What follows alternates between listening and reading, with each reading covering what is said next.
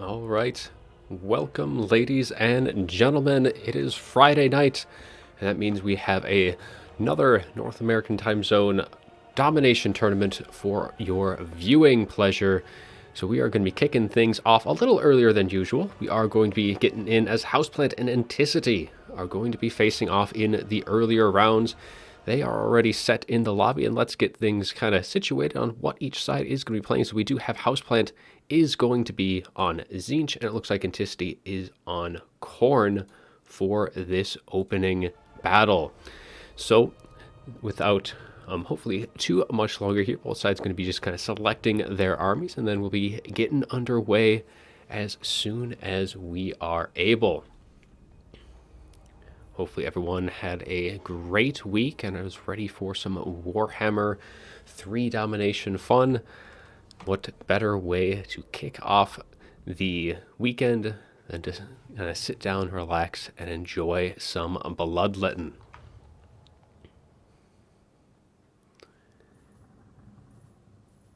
So as kind of going with that initial matchup, because we have that Tzeentch Khorne, pretty even on both sides, I'd say. It's probably one of the more even matchups. Definitely have the magic slinging Tzeentch, but of course Khorne is going to be a little bit more resistant to that than most of the other factions. We'll see how both sides are going to be playing it. It is on Arnheim for this one, so there's going to be plenty of open ground to be shared on all sides.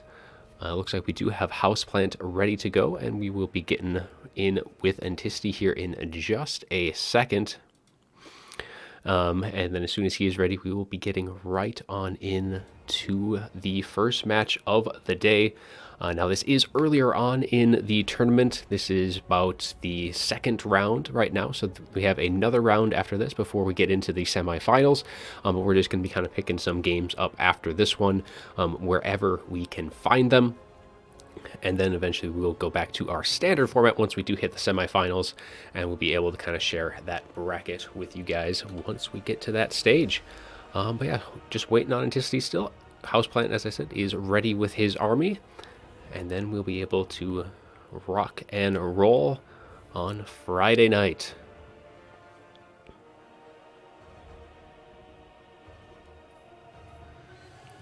I'm just going to let them know that I am ready to go for those two.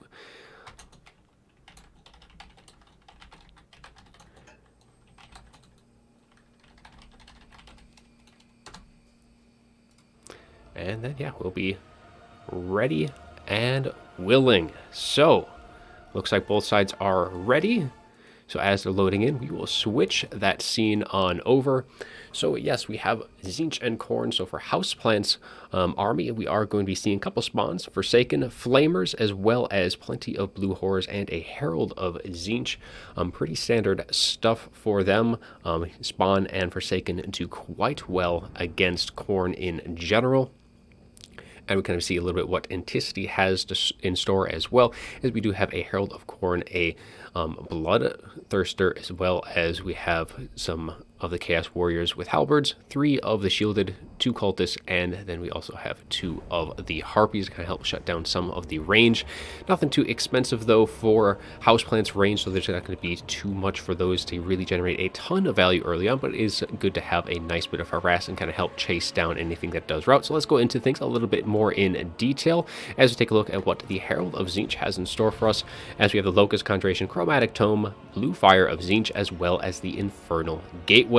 So again, those are some pretty standard spells and kits against Khorne. Infernal Gateway, great against anything beefed or kind of just blobbed together, and that Blue Fire does great when fired right on down the line. And then it is the Fire of Change, as well as the Arcane Conduit. Now, as for Khorne's army, as we did see before, those Chaos Warriors up in front with their 100 armor and silver shields. We have both of the Cultists in the back, going to be kind of moving around left and right here. It looks like they are both going to be on foot, but they have the Gate of Khorne getting in that summon of Bloodletters up in the sky. Going to have a bit more of an air squad with the Bloodthirster, 2 of the Chaos Furies, and of course we do have the Lord, which is kind of just sitting back way off into the distance by looks of things, off with these Chaos Warriors with halberds, so the Herald himself just has his base kit, not given Tzeentch anything to really fire in against and generate some value that way. So he's just there for a little bit of leadership support and a little bit of help on the melee departments.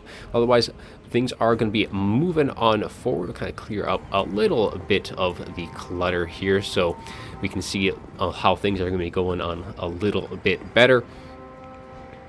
But Tzeentch is going to be pushing forth on the low ground quick and heavy as they're going to be trying to establish themselves on the open field. And Khorne is going to be a little bit slow to respond to kind of get over there. All of their units not exactly known for their speed, as they do only have 28 speed on those Chaos Warriors at Khorne. The spawn of Khorne is going to be coming in as reinforcements for Anticity, as they are going to be kind of coming in to help deal with all of the Forsaken, as well as the spawn of Tzeentch on the other side. Now they will have to be mindful of all of these blue horrors, because they will put a major beaten down on them if they're able to get some nice focus fire. But we're going to be seeing some more spawn, as well as the blue horrors of Tzeentch going to be coming in as well for the Houseplant's reinforcements. Going to be, again, bolstering up this field position, as this is going to be where Tzeentch is going to be pretty much making their stand, just sending up enough stuff to kind of just threaten that top point here and just make it so that Khorne has to pull at least a few units up there to deal with what they have, and give them a little bit of a fight. But Khorne is actually going to be completely withdrawing from the, or at least kind of backing off on that pressure, going to be waiting for a bit more reinforcements. If they do kind of go in with all that they have here, that is not going to be lasting all too long with these flamers. All of the spawn, they don't have anything to really shut them down in the immediate vicinity, but they are going to be getting some mobility with those flesh hounds there, because these Chaos Furies are definitely going to want to be kind of dealing with what's up here before kind of turning and kind of swooping in through the back line, and then try and time that with the approach from the rest of the army. But in the meantime, that Herald of Tzeentch is going to have a field day, just kind of firing away at that spawn of Khorne, just kind of slowly whittling them down bit by bit, as the Flamers are going to be trying to push up, because there's nothing with the immediate, but these flesh hounds are definitely within striking distance, as is this cultist Khorne, as they're going to be dropping that blood there. Flamers do pull back. Might have been a little bit of a misclick there, but they are going to be hightailing it back away from these bloodletters. They definitely do not want to be getting caught out in the open field, as the rest of the force is going to be coming in. Flesh hounds get a nice charge against Blue Horse, and here comes that air squad from Anticity going to be coming in. 3 Chaos Furies and that Bloodthirster are all going to be diving into that backline. Spawn are going to be responding, trying to kind of block things off, as they are going to be trying to dive down. Probably priority is going to be that Flamers of Tzeentch, but again, just shutting down all these range. We're seeing the second Bloodletter Summon going to be dropped down, kind of closing off the escape of these Flamers as they drop down just as that Bloodthirster hits, and those Flamers are not going to be around too much longer to get much shots in. Just Anticity is just going to be right on top of them, because those guys can do so much damage to that front line. But in the meantime, the rest of that line is engaged. These spawn going to be rampaging in, as these Flesh Hounds going to be slowly crumbling away, but they do have some reinforcements coming in to assist. But the assistance that has initially been dropped down, these Furies are going to be going down, and these summons won't be lasting too much longer here. And these Flamers have managed to kind of squeak their way on out, but they are going to be getting flanked by these Chaos Warriors, as well as the second unit of Chaos Furies, as they dive down to try and just continue to pressure these guys. We are going to be getting an Infernal Gateway dropped right on top of these Chaos Warriors, and that is going to be doing some nice bit of damage, helping these Forsaken and that spawn kind of chunk through this infantry and just free up a little bit of breathing room. But and in comes all of the Chaos Fury support, and these Flamers still alive and well, and are now going to have a little bit of room to kind of fire away, but they get charged again by these Chaos Furies. A third unit trying to get on top of these guys, as the Tzeentch Furies are going to be trying to respond, but these Flamers are slowly melting away bit by bit with that charge but they are just going to be trying to pull themselves free to get whatever shots they can. And with Khorne just so focused on dealing with them, Houseplant has pulled ahead pretty significantly in the total damage, but he has lost points 1 and points 3 to the Khorne forces, so he's going to need to put some pressure onto that center point if he's going to be wanting to kind of get those points, because Tzeentch is not going to be wanting to be falling behind too much in this battle, because they struggle quite a bit with trying to cap all 3 points in a battle.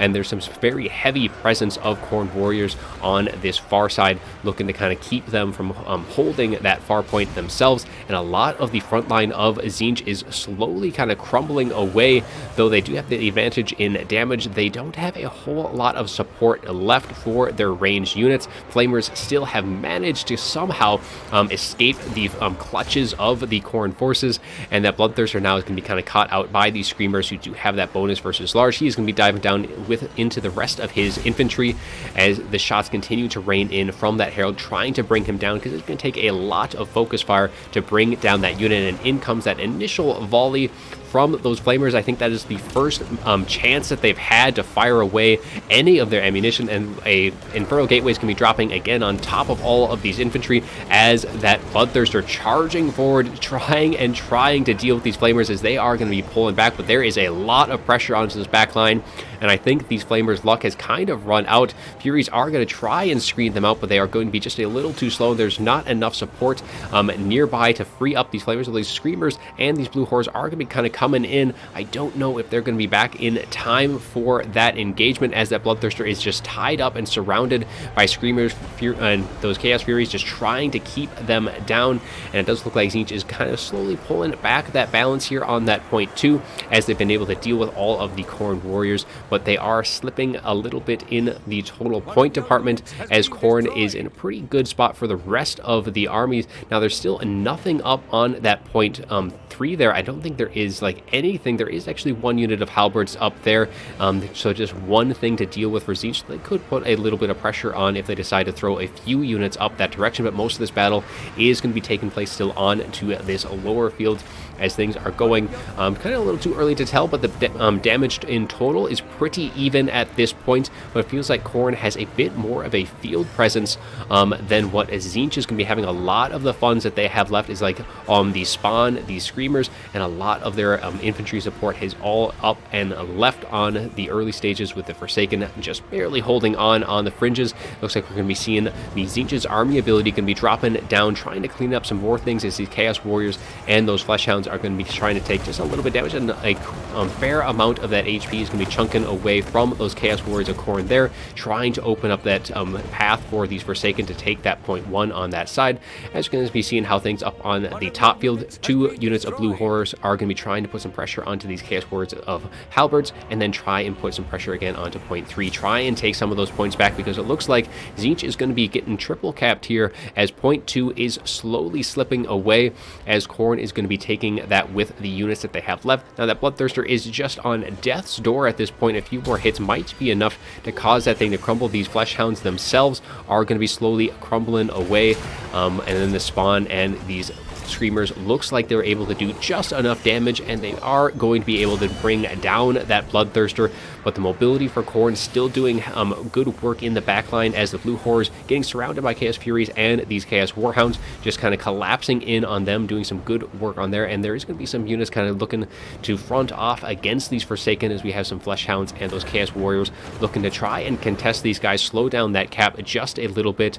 But Tzeentch has been able to clear off most of the rest of the forces of Khorne, and just like that, both sides have very little on the field, pretty much working with their reinforcements, as these Chaos Warriors kind of pushing back those Blue Horrors, and there is going to be some Chaos Warhounds looking to put some pressure on those other units, keeping that top point still firmly into Khorne's possession at this point, as things just continue to not look all too great here for Tzeentch, but they are going to be kind of getting more and more of that reserve funds, and we already have, as we see another summon, probably some spawn can be coming in from that backline, as they're going to be kind of coming in. But yeah, Tzeentch definitely needs to start putting some pressure right now onto these remaining capture points, because they are not known for their capture potential, or at least the speed in which they can get things on, especially when Khorne has all of those Warhounds and Fleshhounds at their disposal, as these Forsaken trying to make a run for that far point, and these Chaos Warriors are just going to try and delay them for as long as possible.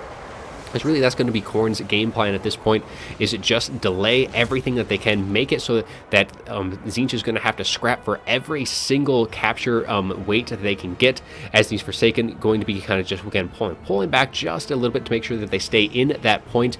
But a lot of the field right now is pretty barren on both sides. These Blue Horrors going to be kind of taken out, and the rest of those units got pushed back pretty mightily by those Warriors of Khorne. We have some more Blue Horrors trying to kind of come in in and work on that overextended unit, but still, there is not much time left. Only about 1,000 points left for Anticity before he does win, while Tzeentch, on the other hand, is well in that 3 cap range. They are going to need 3 at some point in this game if they're going to be wanting to come back. And they just don't have the pressure right now. Is Khorne doing a very good job of just kind of making sure things stay tied down. Fleshhounds charging into these Forsaken, and there's just, yeah, not enough stuff on the field. A lot of funds are actually kind of consolidated here up on that top field for Tzeentch. Now, I know they need to get things onto this point 3, but there is a lot of units here. We have 2 units, 3, 4 units of Blue Horse, so that's a lot of funds with that Forsaken all up there, and only a couple of units is going to be all it takes to kind of hold that line. And things are going to be kind of pushing in 2.2 now. So if that top point is quick enough, they should be able to win that advantage. But they're just throwing dogs at the wall here. Fleshhounds, Warhounds, all those things are just kind of running themselves straight into the jaws to just try and delay. Because that top field is actually, or the bottom field is actually looking pretty decent now for Tzeentch with what they have. Though things are starting to put some pressure on to point 1, because point 2 will quickly be falling towards Tzeentch's side, and things are just force passing their way into point 3, as now Tzeentch has enough on the field to kind of start taking that point back ever so slowly. Fleshhounds dive in. The Screamers should be a nice tool to deal with them, kind of push them back, as these Forsaken, again, just pushing right to the edge of that line, but only 300 points to go for Khorne. Point 2 has fallen. Point 1 is actually going towards Khorne's side, as now they're throwing everything down the hill, and if point 1 falls, that is going to be curtains for Tzeentch. There is no time left for them to lose any points at this point in the fight. They need to start sending units down here, because they are not going to have the time left to take point 1 back from Khorne, and Khorne is just on the edge now. They just took point 1, just enough time there, and there's just going to be not enough for Tzeentch, I think, to take point 1 back. There's just not enough time. They do have point 3 pretty solidly, as well as the lower point 2, but there's just so much stuff. Everything just dropping down on this point. 100 points to go. Everything is diving in. Tzeentch is capping the point back ever so slowly, but they are going to have to hold all of these points, even if point 1 does go their way. 50 points to go, and I think that is going to be all she wrote. It is going to be ever so close, but Tzeentch is not going to be able to take that point back in time, and Anticity is going to be moving on in the tournament.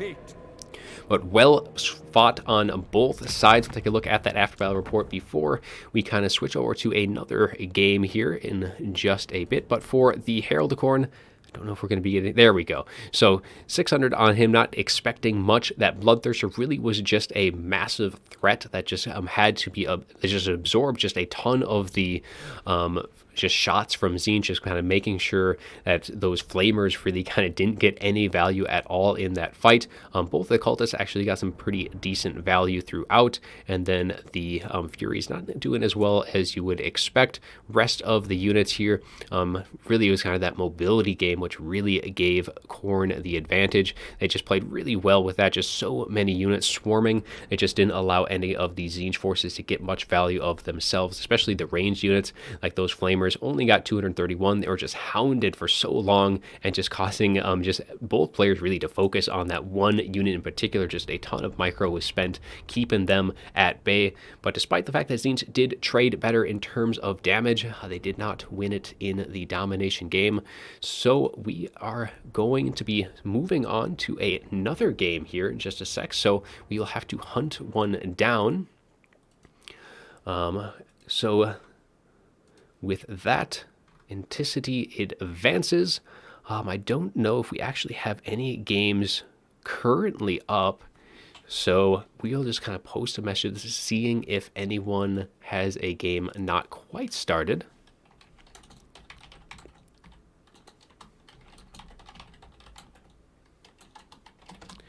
And then we'll be getting into one of those. But yeah, welcome to the stream for those who kind of joined in the middle of that fight. Kind of kicked things off, as we did have some rather formidable foes facing off against each other. We could not miss that, as we had Houseplant and Anticity. But of course, Anticity did win that game, and it's just best of ones until we get to the semifinals. So that is kind of where we stand there. So let's take a look at chat, see if there's anything that ended up missing before we kind of get into some of the other games. Let's see, we have a message actually. And yes, and with Houseplant down, the initial plan was to have him join us on stream. So yeah, let's pull him in, and we can kind of get his take on the battle in lieu of joining up with another fight. But we'll kind of keep our eyes peeled to see if anything pops up for another game to join.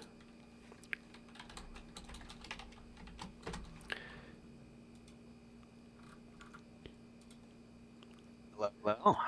Well, hey, Houseplant, how are you doing? I'm doing good. That was a really good game.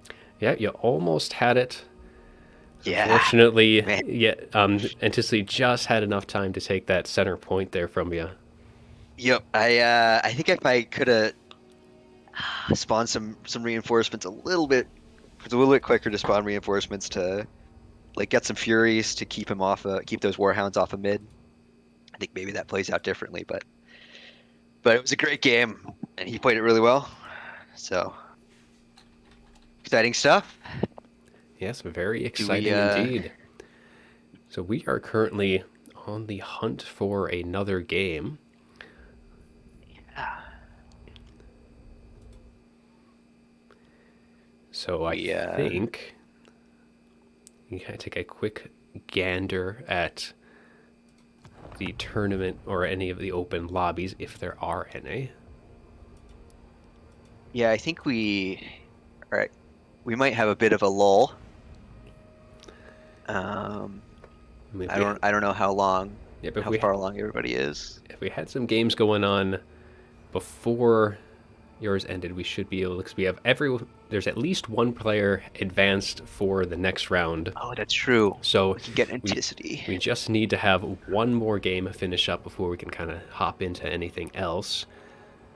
No, no, no. I think we can get Anticity versus Hunting Paste. Oh, did that already Yeah, I think finish that up? just came through. Oh, Yeah. indeed. So we do have our next game. So I'm just gonna get a lobby going up for them and let them know. You want to pop a Discord stream so I can see Yep, what's I going on will here? get that there as soon as I let them know I have a lobby up.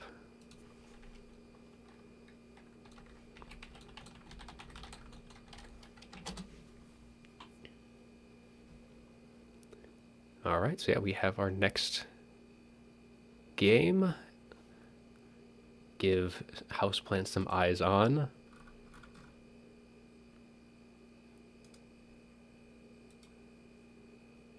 Not sure I've seen Hunting Paste before.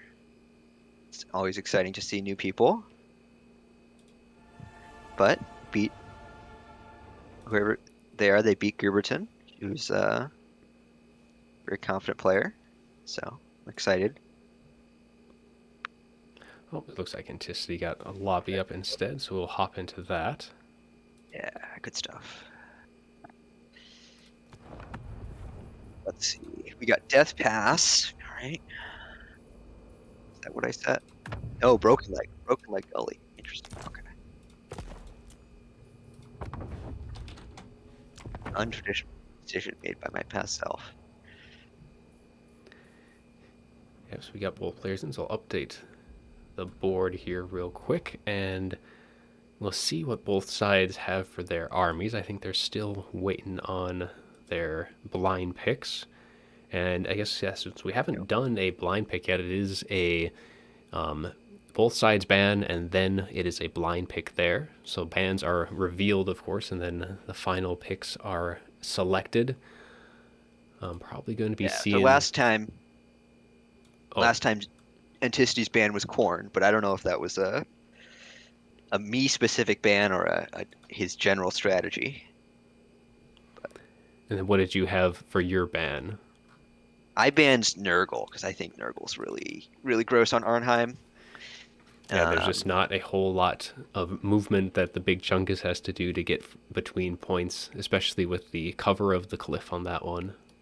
yeah, I suspect we won't see any Nurgle bans on Death Pass. Nurgle is strong, but it's not really ban worthy there.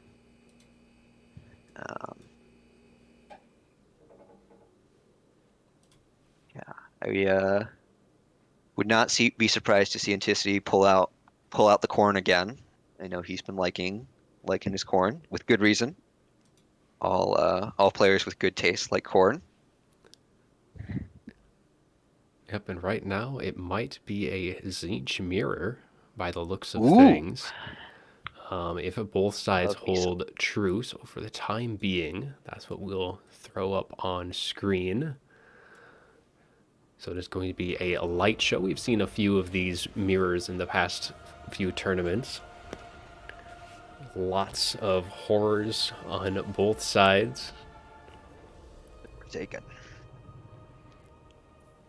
Yeah.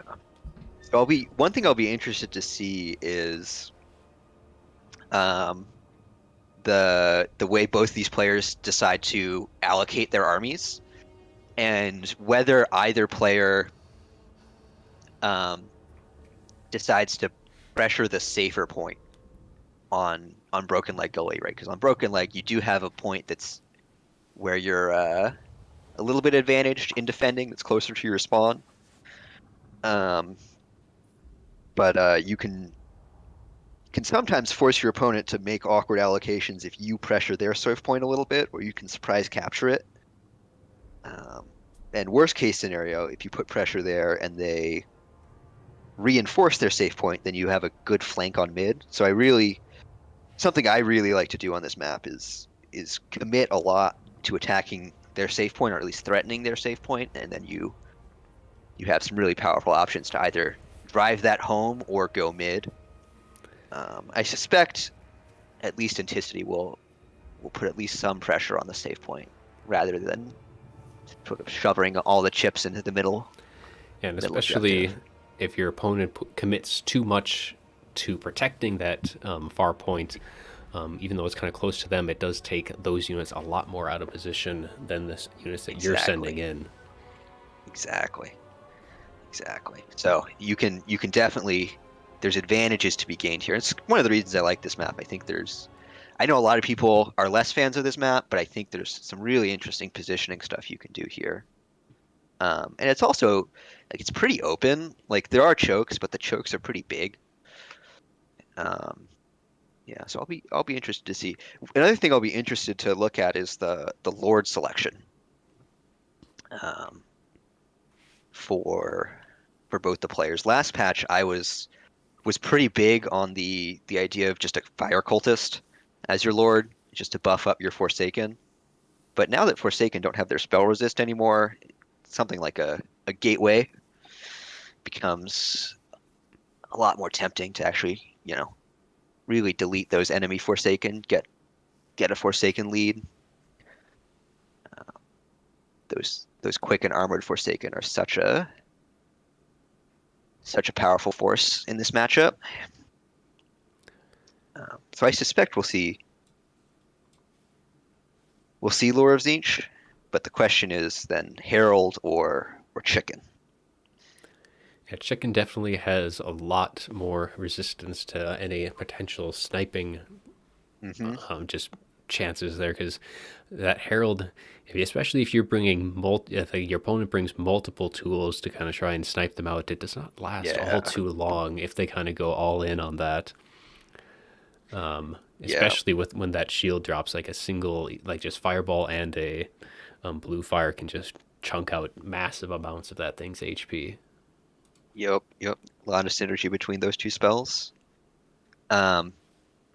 The other really nice thing about the Chicken, Chicken has a lot of synergy with Chaos Knights in this matchup, because the Fury summon that the Chicken gets is great for disrupting Screamers. And is which remarkably good is at the disrupting thing. Screamers. Yeah, true. But the Screamers are the one thing that you're really scared of if you bring Chaos Knights. That AP anti-large can really mess up the Chaos Knights. That's that's like one of the few units of this that Screamers really have a notable advantage here in this matchup. Yeah. You definitely don't want too many of them, but I definitely favor having one or two just in case my opponent shows up with some knights. All right, so we got Anticities ready. Okay. I have to say, based on banner select, I'm giving the edge to Anticity. Anticity has the better banner. Um, ooh, double Kairos. Okay, that was not what I was expecting. So yeah, That's Kairos both very interesting. sides. Hunting Paste is going a little lighter as he does bring the flying Chaos Knights. You can be seeing them instead of over the ground Yeah. ones. I know they definitely can put a lot of pressure into that air, but it does forgo quite a bit of that ground presence to kind of put that capping pressure on. hmm Yeah. Yeah, I'm not a big fan of that unit, but we will see what Hunting Pace can do with it. You can, a nice advantage Hunting Pace has here is that he's committed slightly more to the air than his opponent, which means that um, he gets all the benefit of controlling the skies without having spent too much on it, right? He's just got this Doom Knight, so that's a nice little advantage. Um, So yeah, yeah, I guess yeah go ahead for and read out the the. yeah go for the through the armies real quick. On Hunting Pace side, his Kairos has the Oracle of Eternity, Gaze of Fate, kind of helps shutting some things down. He brings the Staff of Tomorrow to reduce that cooldown. He has the Pendulum, Blue Fire, and then he's just going to be bringing in Life Leeching, Fires of Change, and that Greater Arcane Conduit. And yeah, as we saw before, some pink horrors on the ground, couple of Forsaken, blue horrors, the Chaos Furies, and those Doom Knights. As for Anticity's side of things, his Kairos is going to be bringing in the Gaze of Fate. He does have Harmonic Convergence, though. We're looking to buff up that ground force with all of the Forsakens. He does have 5 of those on the field. He does have the Blue Fire, and then Life Leeching and Greater Arcane Conduit. And yeah, as I said, 5 Forsaken, bunch of blue horrors, 4 units of those, and we also have an Exalted Pink Horror, and he just brought in some Screamers as well to help deal with those Doom Knights up in the sky. Yeah, I'll be very interested to see how these Exalted Pink Horrors perform here. I've not seen them used in this matchup. Um, So those Exalted Pink Horrors do also buff the magic regen as well, ever so that's slightly. right. That's right. So that does add to that, especially stacked with the rest of the Greater Arcane, Life Leeching, all of that can definitely get quite a few Yeah, wins of magic with those stacking all together. for sure. For sure. It looks like both players are just committing to their safe point and mid. We're not seeing any pressure on. Yep, those Screamers are Um, the only thing just kind of watching on that far side. yeah. I think they're looking probably more for an opportunity to dive on top of those Doom Knights than anything else. Yep. But Anticity's going to be Got pushing more right through his point and kind of positioning himself more for kind of flanking actually on both sides. We have Forsaken surrounding and hitting both of those 2 choke points as he tries to kind of deal with those Chaos Furies as well. And then Cunnington making maybe a little bit of a mistake, but he is dropping that Staff of Tomorrow to get as much damage onto Kairos now that that shield did drop. But those Doom Knights are also on top, so Kairos is actually taking a lot more HP than I expected from that. And Anticity is going to be pulling him right back out from that engagement as all of the horrors do kind of shoot up into him. That is a nasty amount of HP loss very early on.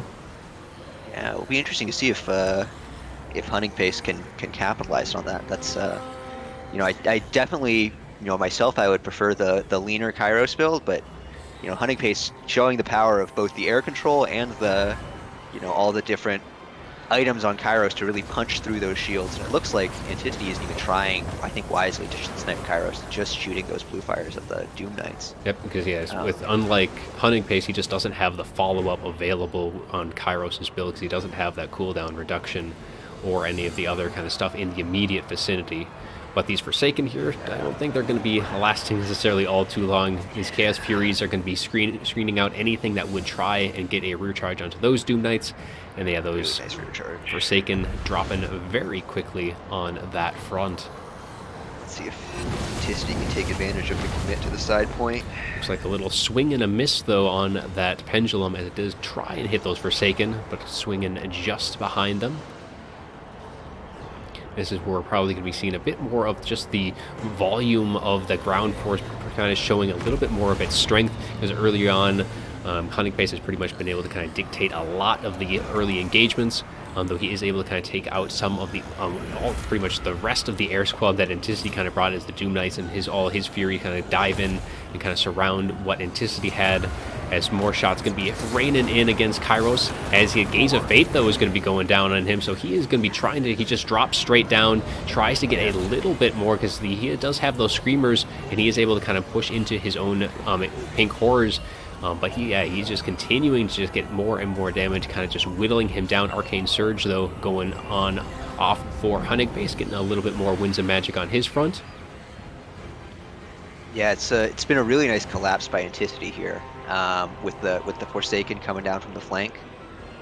It's a risk that Hunting Pace has taken here. If he can snipe Kairos here, if he can complete the kill, he's gonna have a big advantage for the rest of the map. But if he can't pin down Kairos, then all that damage is sort of wasted. All that effort is wasted, and I think he's gonna have a hard time. So we'll see if the more expensive Kairos plus the air control can really complete the snipe. It looks like he's doing a pretty decent job of really kind of continuing to put that pressure on him. You've seen another Staff of Tomorrow going off, and yeah, on Anticity side, Kairos is sitting pretty low. Gonna have to keep him nice and safe, getting whatever spells he can off, because that is a major aspect of Tzeentch as well, just making sure that you are constantly using those Winds of Magic, because you are going to be losing out on that army abilities if that caster does drop. Yeah, and I think Anticity wisely pulling Kairos back here. I almost wouldn't mind. I wonder if you'll even consider unsummoning. You've got a nice advantage in the middle fight. It depends on what your Winds of Magic is kind of sitting at, I'd suppose, with Yeah, that. yeah. Well, I think these Doom Knights doing a little bit of an overextension, as they're kind of getting sure. just shot from all angles by Pink Horrors, no less. I think these might be not just the regular Pink Horrors on all of those. The Where are those Exalted, Exalteds so the at? Exalted ones are coming down the hill now. There is quite a few, those are Anticity's air squad units. They're kind of hard to see always, but we do have some spawn are going to be diving in, but they don't really have any infantry support. And those Screamers are definitely going to be liking that bonus versus large in that engagement, though they do have Blue Horrors and Pink Horrors both kind of firing into the flanks and making actually some pretty quick work of those Screamers. Yeah, it's going to be hard for Hunting Pace to fight his way back in to the match at this point with all this control that Anticity has of two. We've seen some nice play from both sides, but the concave and the wider build from Anticity was. And I mean, it was pretty wide initially, but right now we're seeing actually quite a bit of funds dumped into Pink Horrors. Like, there is just Pink Horrors for days for Anticity. He's going to be saturating that center point with just some very strong missile fire, as that Gaze of Fate actually goes down on those Doom Knights, and we have like 2 or 3 of those Pink Horrors kind of really trying to chunk down what's left of that. And that'll be a big threat kind of off the table in kind of just pressuring Kairos and some of the other range units there. And now we're seeing capture advantage flip to blue. So, yeah, we do maybe have, Hunting Pace. Yeah, so Pink Horrors and Blue Horrors from Hunting Pace does kind of push in there. Not a whole lot of just immediate infantry pressure, though, from Anticity. Everything is pretty much in that range department with all of those Pink Horrors.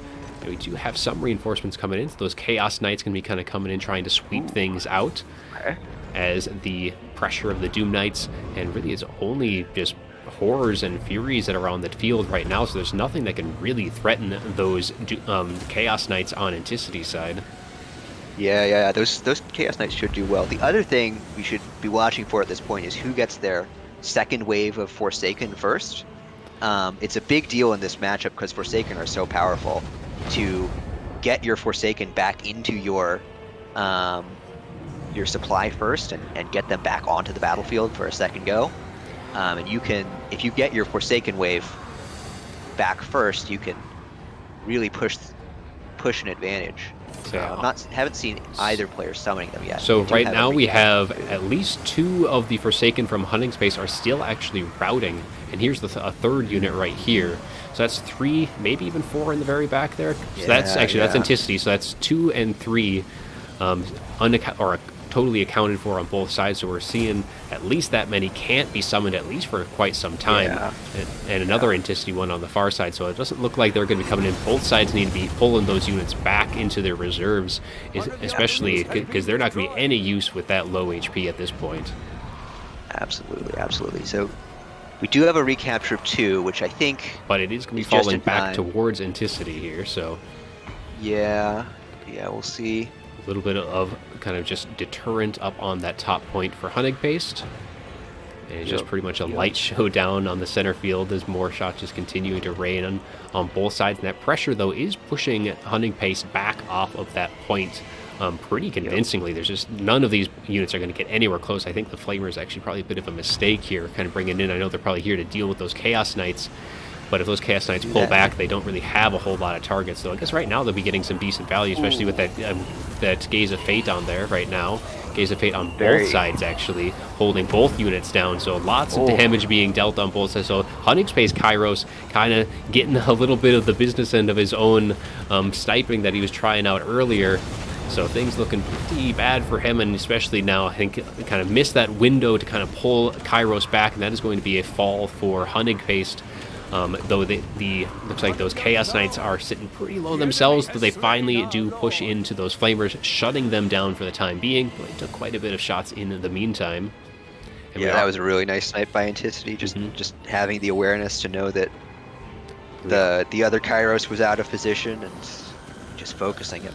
we are starting to see that second Forsaken wave from Anticity is just one Forsaken, so that's not 2 of them, but he is putting a little bit more pressure on that top point, especially more than what Hunting Pace is going to be able to handle on that side.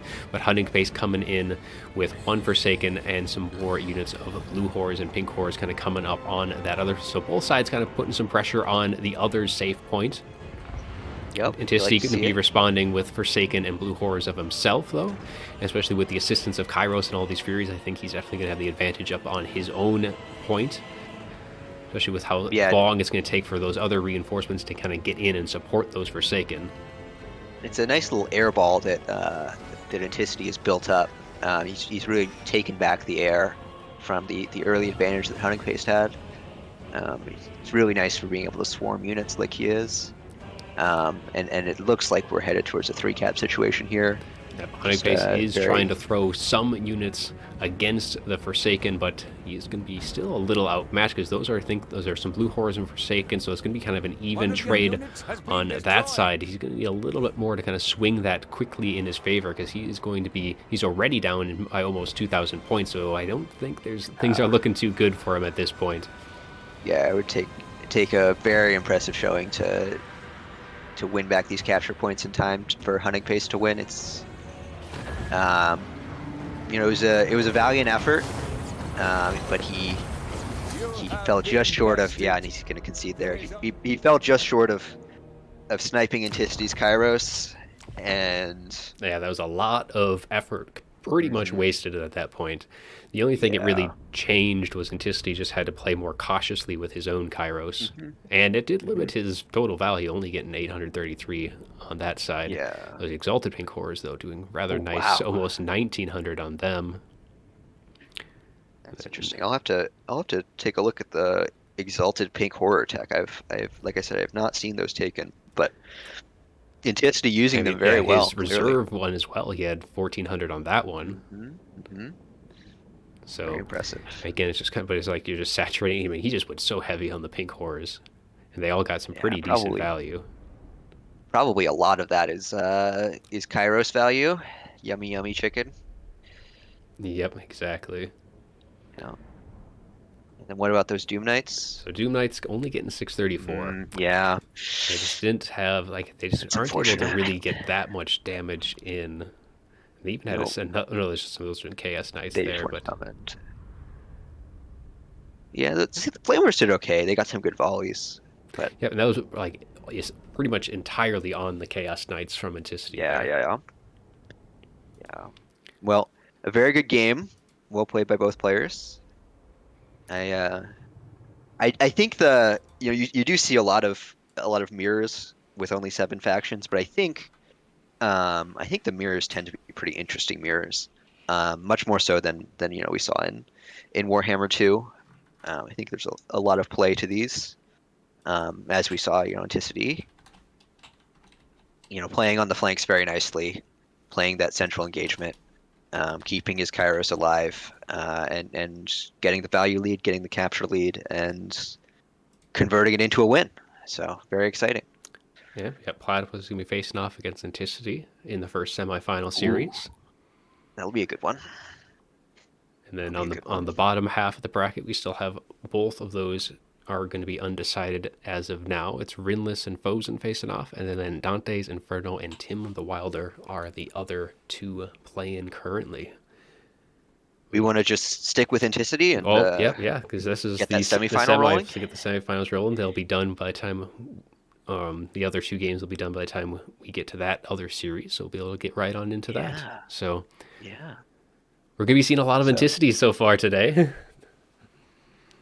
yeah, and you know, you love to see it. He's playing very well. It's fun to watch. He's definitely taken the domination scene by storm. Do you have a? Oh, my game is still open. Look at that. Do you have a lobby code you want to post for? Well, right now we got both Platypus and Anticity Oh, in they're the they're lobby both we were already in just here. at. So yeah, they're both here.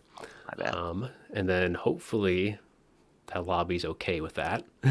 The lobby tends Yeah. to not like people switching in and out, but we'll quickly learn if that's the case. Yep. Okay, so we got an ogre's corn pick by Platypus, and the map is Crossing of the Sea of Claws. Okay, so this is a an interesting map. It's kind of choky, but it's also pretty large as Dom maps go. Okay. So corn, it can't take as much advantage of like its flesh out mobility, but the Chaos Warriors can fight very nicely in those chokes and really hold points well. And flesh hounds do Um, help though on the kind of the far flanks because this one does have the points fairly mhm, far apart compared to some other absolutely. ones. Yeah. It's makes it hard for factions like Nurgle. Ooh, a Slanesh pick. Interesting. Now, my guess is that Platypus. Ooh, I don't know. My guess is he takes corn here. Well, I like corn into everybody, whether or not I should. Um, but my guess is he'll take corn. The Slanesh is is a tricky one. I feel like it was hurt a lot by the patch because Slanesh wants there to be fewer units on the battlefield so it can get its flanks. Um, with the patch and everybody having more resources, it's a lot easier to shut down the choke points. So we do see an ogre's pick. Okay, that's interesting. Um, I do still like this matchup for ogres.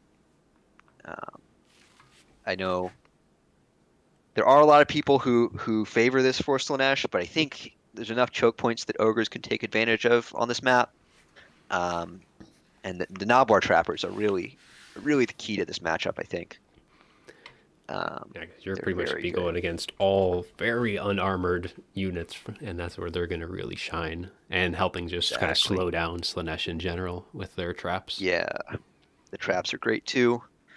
Um, so what I would expect to see out of um, out of ogres is a very heavy commit to one of the 3 points. Probably a side point. I would guess point 0.3, but you could also go. Yeah, I would guess point 0.3. And then a sort of slow push towards mid is what I would expect to see here. We'll see what happens from Slanesh's side. It's a little bit. I don't play Slanesh as much, but guess we're gonna see. Oh, whoa! You're showing the builds. Not Or, on or, screen. or, or you're not showing the builds. Well, I I see the I am I'm seeing looking the at build. the RA, so you Okay, can see okay, it, okay, okay. but yeah, no one else is going to be able to see Oh, it here. okay. I was thinking of those. The Hellstriders are particularly probably going to be rather numerous here. One of the fast Outriders. anti-large mobility Excellent. that Slanesh has. Yes, and then the Marauder Spears are also quite good. Um, you do have good sources of terror as Slanesh, so expect we will see one of those to really try and scare off those Noblars. Um, Yeah, it's just going to be a matter of, Slanesh is going to get a pretty easy 2-cap early, and it's going to be about watching to see if they can maintain that for long enough. Um, it's it's an interesting matchup. Yeah, the only problem though with Slanesh's terror is most of that's going to be on very large targets that the ogres are going to love to shoot Yeah. at if they get the opportunity to do so. Yeah, terror in this game is much more expensive than it was in Warhammer 2, which is a change I really like. I always felt it was silly that the lizard men could spend 650 for a terror on an oversized slug, but in this game, the soul grinders, these are monsters that definitely deserve to have terror, but it's a big investment. Soul grinders, keepers of secrets, Nakari, big investments, but big targets too. And hunting paste, you did quite well. Can't blame you one sec. You were up against a very formidable foe, so well played Yeah, for yeah. sure. And well done making it as far as you did. You know, a good showing for sure. Hope to see you around more.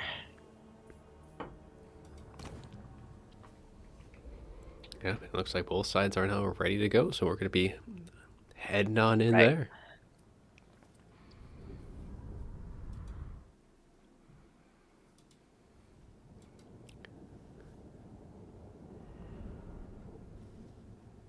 So we are going to be seeing some terror sources for Slanesh.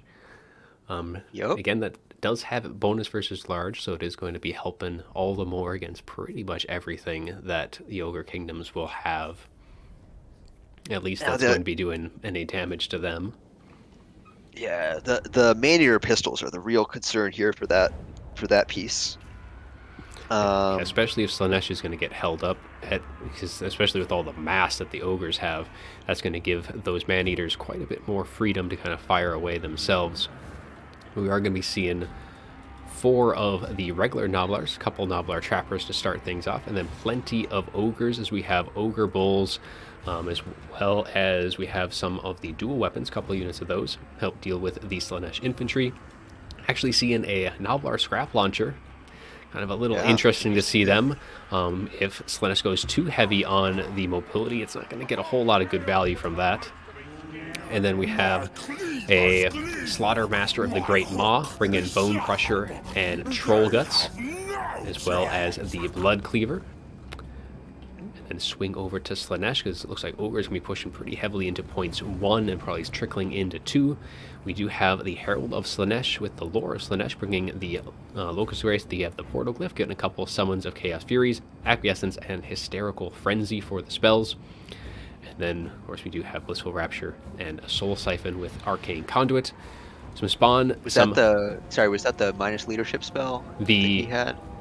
Well, you have the Hysterical Frenzy, which kind of just gives that plus 40, and the Rampage, and then Acquiescence reduces melee defense and speed. So again, just allowing them to get the shots in, or just the engagements that they want. We do also have 2 Cultists of Slanesh coming in with their gates, getting some Demonette summons. They're going to be rolling in with kind of the single entities, and then more of the Spawn and Spears kind of going pretty wide themselves, but they don't really have that much support on those far flanks themselves. And of course, Slanesh, I think at this point, is pretty much just going to be waiting for the reinforcements, because they went very narrow with their initial army, unlike the ogres. Fiends coming in, and I think they really needed a bit more field presence, especially with what the ogres have. It's just 18 to 9 of the units are up for both sides here. Yeah.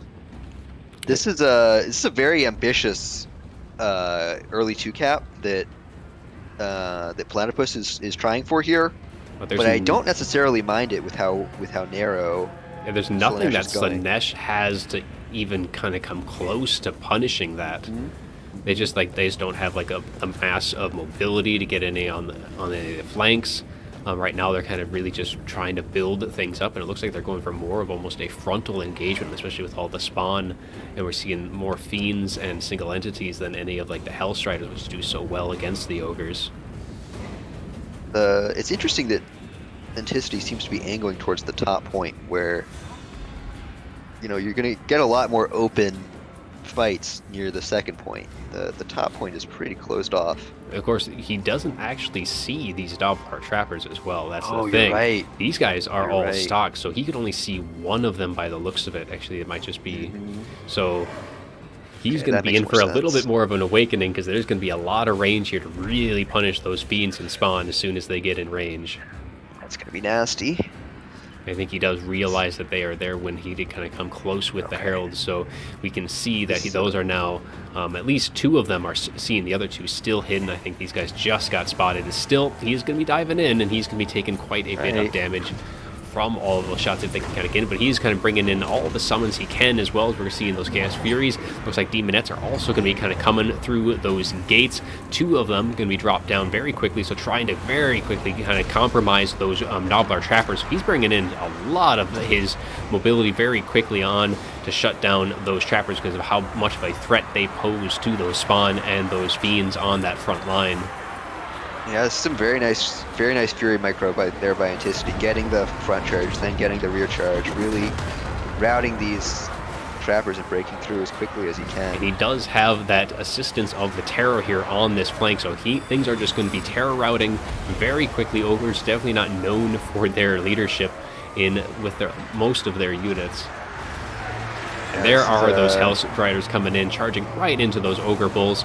No assistance for them in terms of infantry support, so they take quite a bit of damage on that initial charge. And Slaanesh is just pushing and pushing and pushing and pushing everything on this flank out of its, just breaking everything that it touches pretty much.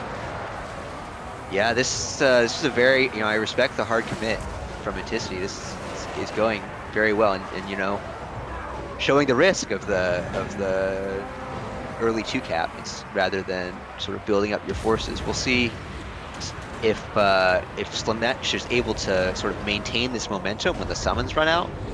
I mean, even with that, it's really not too different in terms of overall damage. There is some pressure here on the center point, trying to get the ogres off. It looks like that far point, though, is well under control from the Slaanesh side, so it's really here, there's still that top battle is where things are kind of pretty much being decided one way or the other. Those Man-Eater pistols, though, and these trappers, though, getting some pretty decent shots, and I don't think the Man-Eaters, though, have quite a good line of sight, though, to kind of shoot, because they are a little downhill, but those trappers are doing some pretty decent work against those fiends. Yeah, Anticity's, what he's done here is he's done a nice job of using the chokes against Platypus, where the chokes are bad for Slaanesh, but the chokes also make it hard to get from 2 to 1. So he's made it hard for Platypus to reinforce his position here. Yeah, because those pistols are just sitting idly by at this point. They would love to be getting some shots onto those fiends, or at least to that Soul Grinder. Yeah, it's so hard for them to get shots through these chokes, but a lot of nice this stuff, reinforcements pouring in. and these are all units that are just coming back from that initial route, though, for the ogres. Right. Those aren't even stuff, so they didn't get chased off, so that value is still going to be generated. But this is a nasty blob, though, for Slaanesh. Just everything is right here. Yeah, a lot of Furies in there, a lot of, can't even tell what's in there. But this is sort of the crucial moment where, can this blob continue to force through, or can the ogres break the momentum and take it back? We see this scrap launcher somehow has been uninterrupted this entire time. Well, it's pretty much been ignored. Nobbler's Grab Launcher definitely doesn't have the DPS to really warrant a response. Yeah, not a ringing endorsement of the unit. Nope. But if Platypus can push through with these forces from the midpoint, then that will make a big difference in this fight, really surrounding these Slaanesh forces. It's also, Slaanesh is kind of trapped into an unfortunate situation here where they can really only summon mobile units because they need to maintain this momentum, which is, mobile units are great, and being able to summon mobile units is great, but being forced to summon mobile units, they tend to be a little bit less efficient in trading than less mobile units that aren't paying for that mobility. But they have been able to break the Slaughtermaster. So that's going to be a pretty not critical loss for the ogres. Most of their strength is going to be in their army, but losing out on that magic, definitely not something you want to be losing on. Now their scrap launcher also going to be getting compromised by some health striders and those hell scourges. So yeah, no, I mean, getting the Slaughtermaster routed is not a big deal, but Platypus does need to save this Slaughtermaster. It's going to be so hard to prevent your units from terror routing against Slanesh if your lord dies with that penalty. Well, that ship has sailed. That ship has sailed. Yeah, this is a dangerous spot for Platypus for sure. He was about to turn the tide, but I think the Lord Snipe may be enough here. We'll see. How healthy is that Soul Grinder? Soul Grinder about half health, but is taking some pretty decent shots in from those Man-Eaters now. But they have lost their kind of blocker. But it looks like Slanesh is going to be kind of pulling back their own units. Didn't want to be tangling too much with that lower field. Just kind of cleaning up here on that top point. Only these Ogre Bulls are all that's really left. And then looks like Ogres still kind of starting with a little bit of pressure here on the far point as they were sending some units in that direction. As we have plenty of those Ogres, but we have some Furies, and of course those Marauders with spears are actually going to do pretty well because they don't have really any infantry support to kind of help them out on that side of things. I like this play by Platypus a lot. You really are scared of that Scroll Grinder right now. You can't contest one, so just go contest the other part of the map.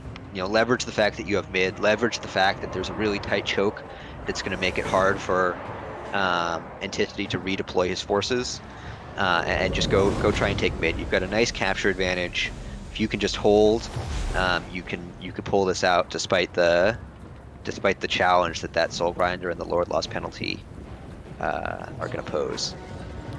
Yeah, things were looking like the Ogres were about to hold off, but Anticity's kind of just sweeping up and cleaning up all of the scraps from that engagement. So he's been pulling ahead now in that total balance. But of course, Slanesh is also going to be benefiting from that comeback mechanic now at this point as well. Yep. And that is, that is buffed in the latest patch. So Anticity is getting, I believe, 5 extra resources a second, which is not insignificant, and probably will be for most of the rest of, well, not the rest of the match necessarily, but the rest of the match that matters. And if Anticity, if Anticity breaks 2 here, then that's going to be game over, I think. And especially like even earlier on in the game for Warhammer 3, Anticity definitely loved his Slanesh and kind of overwhelming more in that late game, kind of using that extra funds to really kind of put a pretty big nail in the final coffin. Though it is worth noting in terms of what players have to do here. Anticity, I don't believe, has to 3-cap yet, but if Platypus takes 3 and holds a 2-cap for not very long, he's going to be able to force a 3-cap. Now, the other thing to note is we do have some hidden Nobblar Trappers are making a beeline for that top point. So that's where this stock is going to be coming in, because if Anticity's really keeping everything in a nice tightly knit blob, it doesn't want to be kind of pulling things apart too much, but it is going to take a little response. He is setting some spears that way, probably just to give it a little bit of a watch, but I think he's going to be wanting to be bringing a little bit more over, or just kind of quickly kind of get rid of them if they can. But that's always going to be the threat with the Ogres, is having that unit kind of come in through that back door. And this little endeavor isn't necessarily doing all too well for the Ogres either. These spears are really holding their own. They took 3, didn't they? They took 3, so yeah, the Ogres do have 3 now. And that's, the points is going to be kind of coming down to it, but I think as the Ogres can take any one of these points back, that's going to be a lot of time wasted. Those spears are not in contention distance for that top point. But it looks like Slanesh, though, is definitely going to be taking point 3 back. It just, can they hold all 3 points for the rest of the game? Because that is not going to be a small amount of time. They definitely have the mobility to really kind of mirror anything that the Ogres kind of bring in force. So it's going to be trying to get something through that back door, and point 1 starting to kind of go that route. I don't know if these spears can get there in time to stop that cap. It'll be pretty close.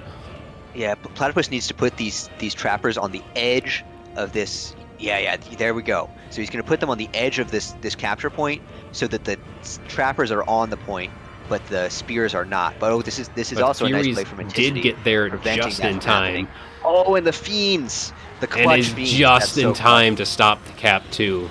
Wow. And Yeah, and that's going instantly to be breaking them on that charge as well. So now there's just not enough here for the ogres to kind of take that back. They do have like some ogres coming in, but they're being slowed down by that acquiescence, and there's just I don't think even there's enough here and to push back as Slash is coming in force. We got unit of fiends, spears, hellstriders, and more furies kind of on the way, all holding them back from that point one. So that was Platypus's chance, and yeah, seeing that is yep. going to be hit there, knowing Once that the he free wasn't cap able to comes get in. that. That was a really good game, though. That was, really well played by both players.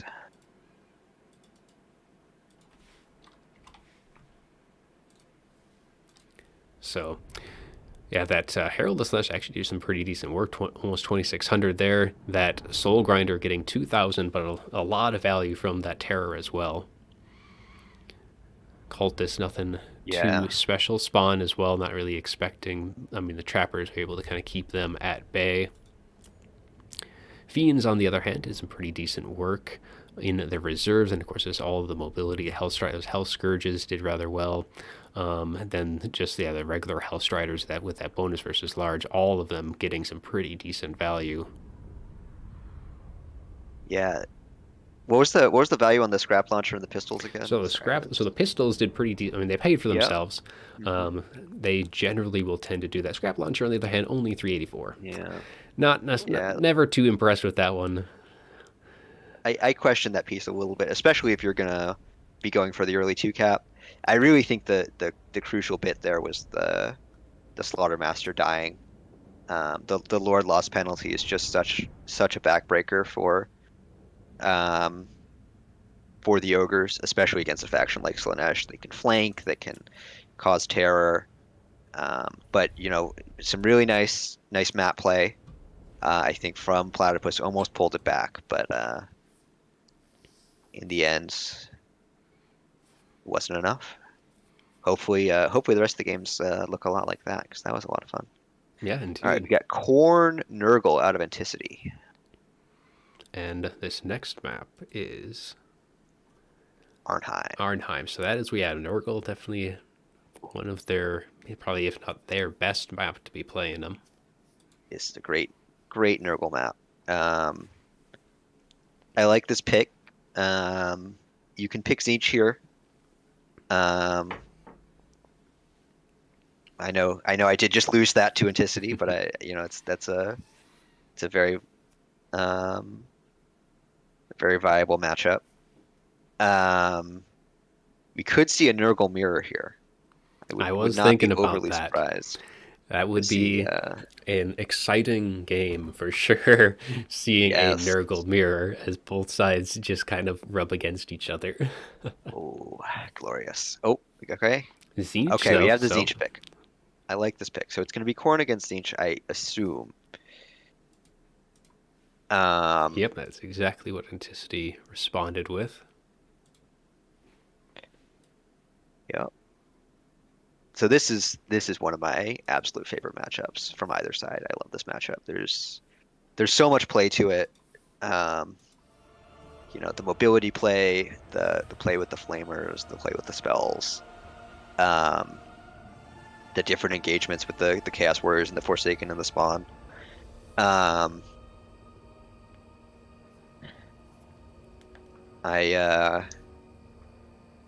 It was a very interesting build, from Anticity that we saw last time with the heavy Air Force. Well, I heavy believe Air he Force started and with very heavy on the ground mobility as well. Lots of Flesh Hounds, lots of Chaos yes, Warhounds as well. yes, yeah. No, the ground mobility is very strong going into the mid game. Um, I probably should have summoned some Chaos Knights to try and sort of contain that a little bit, but the uh, the starting double fury with the Bloodthirster. I've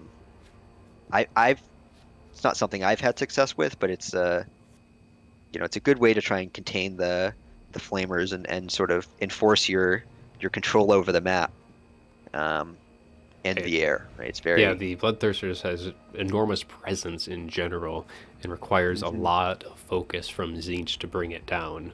And if you ignore Right. it, then is just a major pain for any flamers that you would have brought or any lord just constantly putting pressure on it.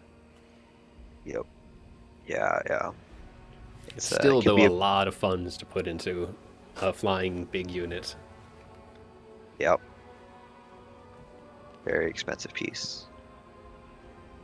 Um, yeah. It seems like I don't know if Anticity is actually retooling his build or if he's just faking us out here. But he's acting like he's not bringing the same thing. So let's see. Let's see. It is going to be different. This is a very different build. Look at this.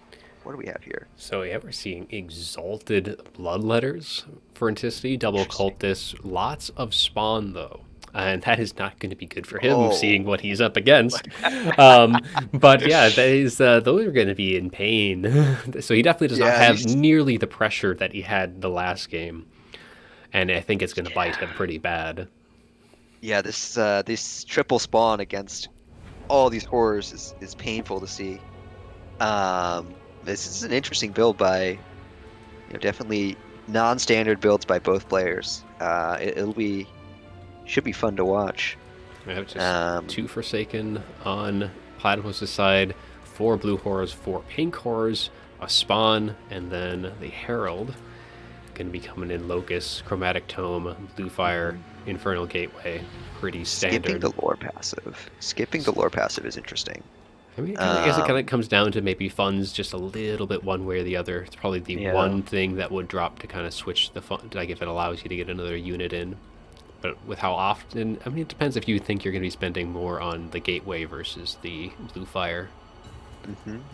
Yeah, 3 spawn, 3 Chaos Warriors, and then the Herald. Again, just base unit, nothing on him. Nothing. So that's what he Yeah, had it's against very you too. interesting. So he had nothing on him against you Really? either. So he's just That's base unit. weird. Like I think he's like what 900, 800. I wonder why he wouldn't put that in his reserves. I'll have to ask him about that at some point. I mean, he That's still very does interesting. come in with. I mean, he has the Hellblade, Yeah, which is he's a fine based combatant. on him. So it gives him a little bit of a stocking power. But against Tzeentch, none of the targets that he would like to get on is going to be in his reach, anyways. Maybe it's a bait herald. You're hoping that your opponent will spend resources sniping him, and I don't know. Yeah, so it looks like both players are looking to play primarily on the low ground. Though we do see, I think, is that one unit? 1 unit Chaos Warriors and nothing to Okay. contest it though on Platypus' Yeah. side. So Is that that's a pretty much shielded warrior? yeah, it is a shielded Yeah. warrior, so it will be a little bit difficult. But if you have a Forsaken, of course you have to be mindful of what's in the reserves as well.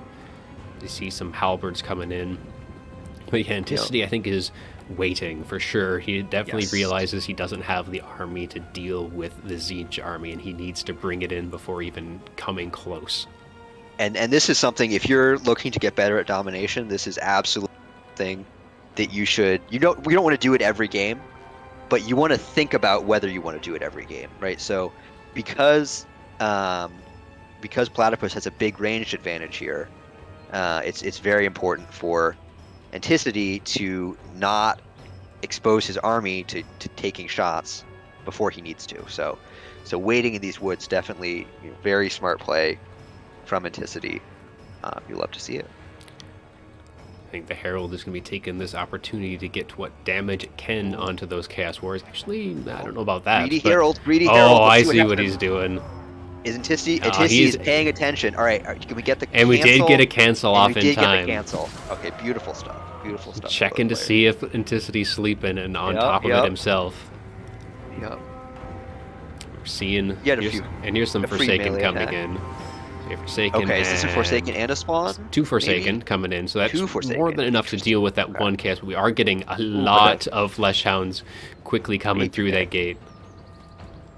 Yeah. Yeah. So it would have been a big deal if the Herald could have deleted that Chaos Warrior. I suspect Well, this is also a big problem for Platypus because um, Anticity could really divide his forces in two here. With this commit to the top, Anticity can just sweep down onto the low ground, get a nice flank at the same time as he hammers out of the woods with these spawn. I think this is a kind of a precarious position for Zinch here. Platypus is staying very far back. He's not putting any pressure on the units that have come out of the forest at this point.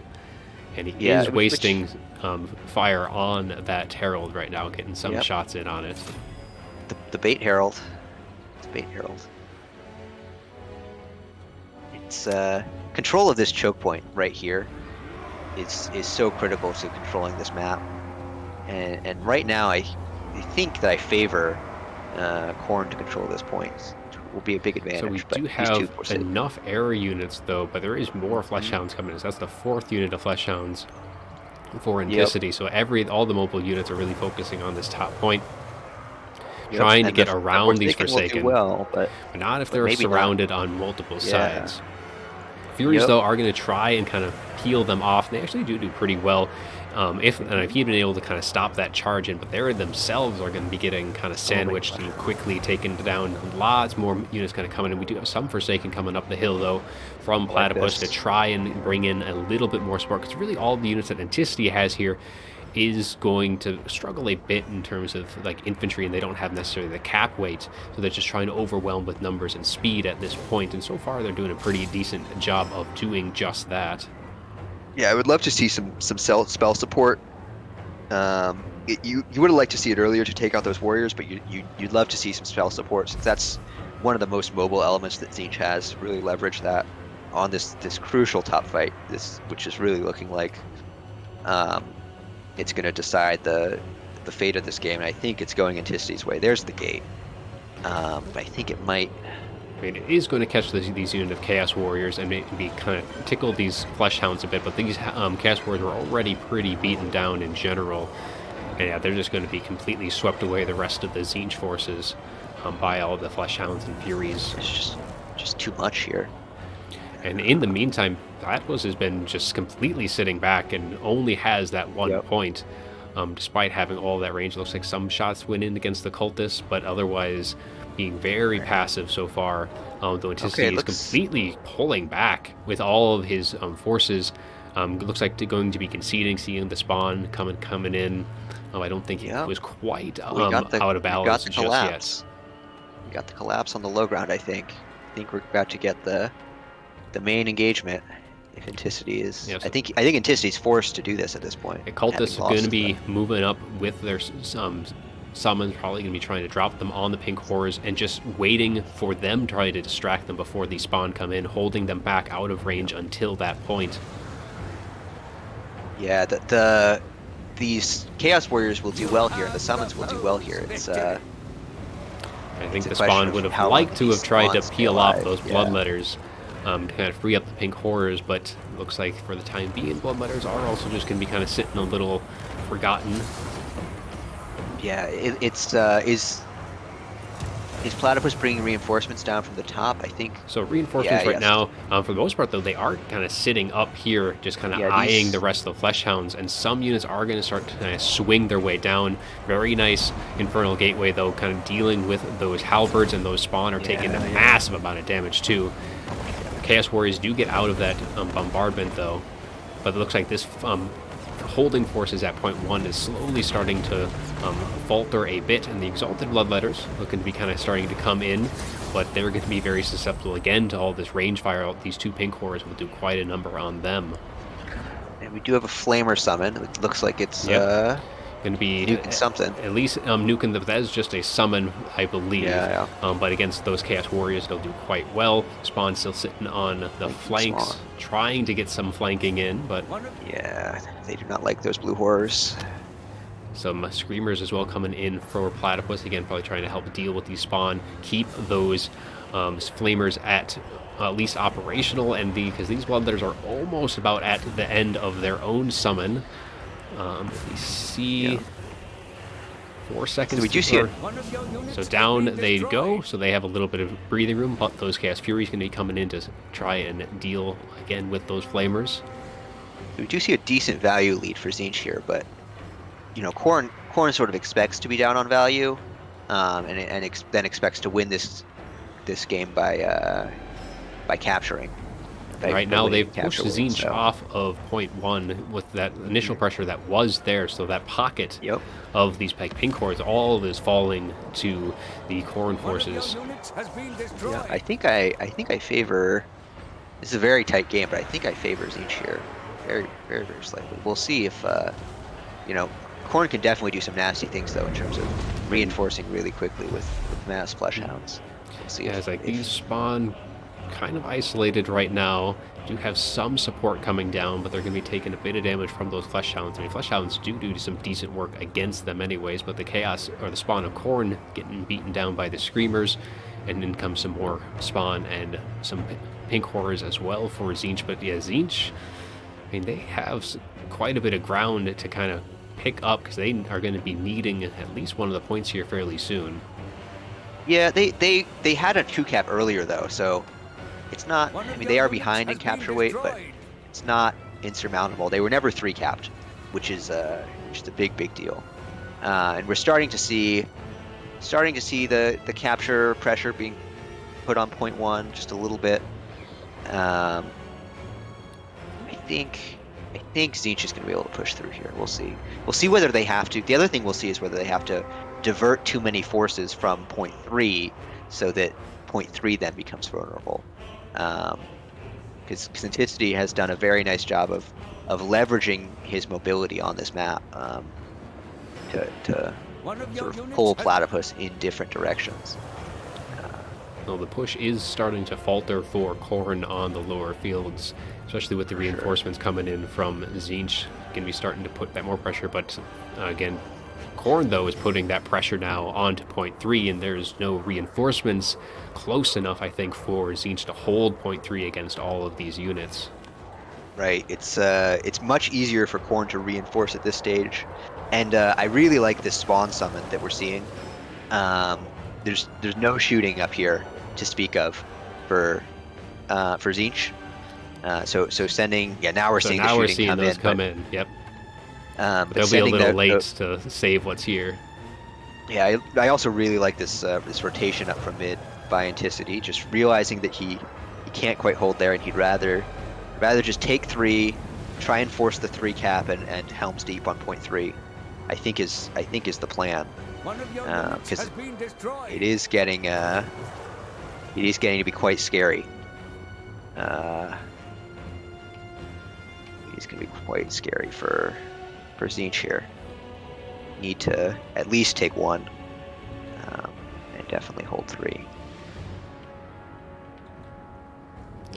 So having so many of these forces on the low ground is going to make it very hard for them to get back up onto 3, and I think it may be a little bit.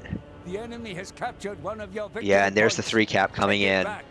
And it won't last too long, but with how close Khorne is to victory at this point, the time is ticking very, very quickly for Zinch. Yeah, even just being briefly 3-capped is a big deal at this stage in the game. I mean, I don't think they can even take 2 at this point before the points reaches 5,000. Much less 3. Yeah, 3 is going to be harder, and that's the concession. Once again, the 3-cap prompts the concession. So a very nice series, despite the 2-0, I think. One other thing, just tactically, that I really liked that Anticity did that game. We were mentioning how Platypus had a sort of a bit of an advantage from the early armies because Anticity had invested so much in those spawn, and Platypus invested in the counter, i.e. the horrors. I really liked the way Anticity sort of, rather than going for the engagement right away, spent a bit of a time in a standoff where instead of just feeding his spawn into the grinder right away, he sort of let the horrors and the spawn sort of negate each other's value, right? Because when they're staring at each other, neither of them are getting value. I don't know if I'm explaining myself adequately here, but delaying that initial engagement, even beyond, what we were talking about when he was in the forest, I think was really smart. Um, rather, which is like very much something you can do in domination, right? If you have a disadvantage with the out of the gate based on, your opponent's build counters yours a little bit, just delay the engagement a little bit, and let yourself give yourself time, play the map, give yourself time to reconfigure your army a little bit, which is sort of exactly what we saw, um, and very nicely played by Anticity to do it.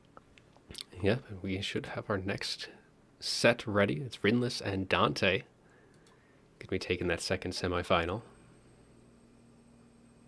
Yeah, this will be exciting. I think these two have played each other a lot in practice. I think they're good friends, so always fun to see two people who play each other a lot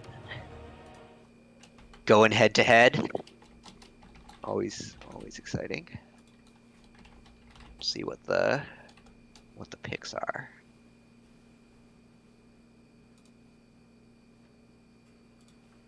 Coming through. And Rinless, Rinless has been doing very well. Yep, he won last week. Yes, we've seen him do very well in these tournaments. We've seen him do very well in land battle tournaments. Just very, very impressive player. So excited to see him again this week. It looks like Rinless had a pretty tough bracket. Going through Bobman, going through Subutai, going through Fozen. Three quality players for sure. Now here in the semifinal. Dante going through Cole Smart Shopper, Rene Descartes, and Tim the Wilder. So it should be a good semifinal. I'm excited.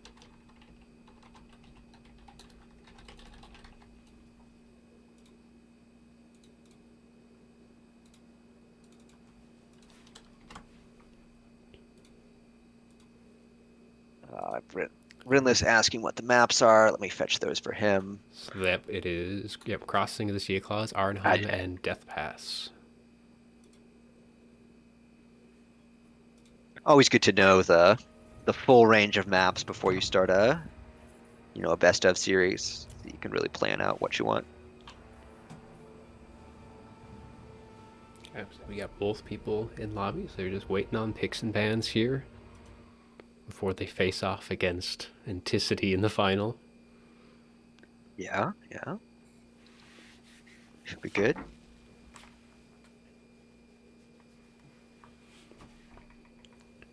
Nietzsche Kislev from Rhineless. I've not seen Kislev yet today. No. I mean, you could just force the Kislev mirror. I don't know. I don't think Dante is versed in the Kislev mirror, but you could see the Khorne pick. I like Khorne I'm happy to play Khorne into both these factions. We've seen from Anticity the power of Khorne into Tzeentch. Khorne also very, very respectable pick into Kislev. I suspect we will not see an Ogre pick or a Nurgle pick on account of the Tzeentch. Though I think Dante's been working on an Ogre Tzeentch build, so maybe we might see an Ogre pick here. If it's the build that I saw earlier, I don't necessarily agree with it, but we'll see. But Dante's going with Khorne for his pick. Yep. And a quick response of Tzeentch. Yeah. Tzeentch is absolutely where you want to be rather than Kislev. So we're gonna see Khorne Tzeentch again. We've seen some very different approaches from both players that we've seen play this matchup, which is exciting. I think really speaks to the depth of this matchup. I could watch Khorne Tzeentch games all day if It's really really good match to watch. A lot of back and forth. Yeah, definitely. I can't think of many other matchups that are quite as kind of like evenly balanced and like that aren't mirror matches. Yep, really balanced, really dynamic back and forth matches with a lot that both sides can do. It's And definitely really a bit of flair on both sides with some nice quick mobility on Khorne and then the light show that Tzeentch always promises. Yep. The really powerful spells they bring to the table. You know, the rock solid Khorne infantry just gonna roll over you in a tide. Even the spawn, right, which could be very respectable if Tzeentch brings a bunch of spawn of their own. But we do have both players ready. Yeah. I once again. Hopefully they weren't waiting too long because I wasn't looking at it. Yeah. I give the banner edge to Tzeentch here. Rhineless picking the better banner. Really subpar banner selection from Dante. Gotta criticize it. And Dante is going to be forgoing a traditional lord, throwing it into the reserves. Just the two cultists. Going to be seeing the dual weapons. Haven't seen those in this matchup yet today. And then just a bunch of the regular Chaos Warriors and one of the Furies. So really looking to kind of cement themselves very strong. But Spawn probably going to have a nice, good, fun time for Tzeentch's side to really kind of deal with that, because there's nothing. They hopefully have some halberds in Khorne's reserves to help deal with that.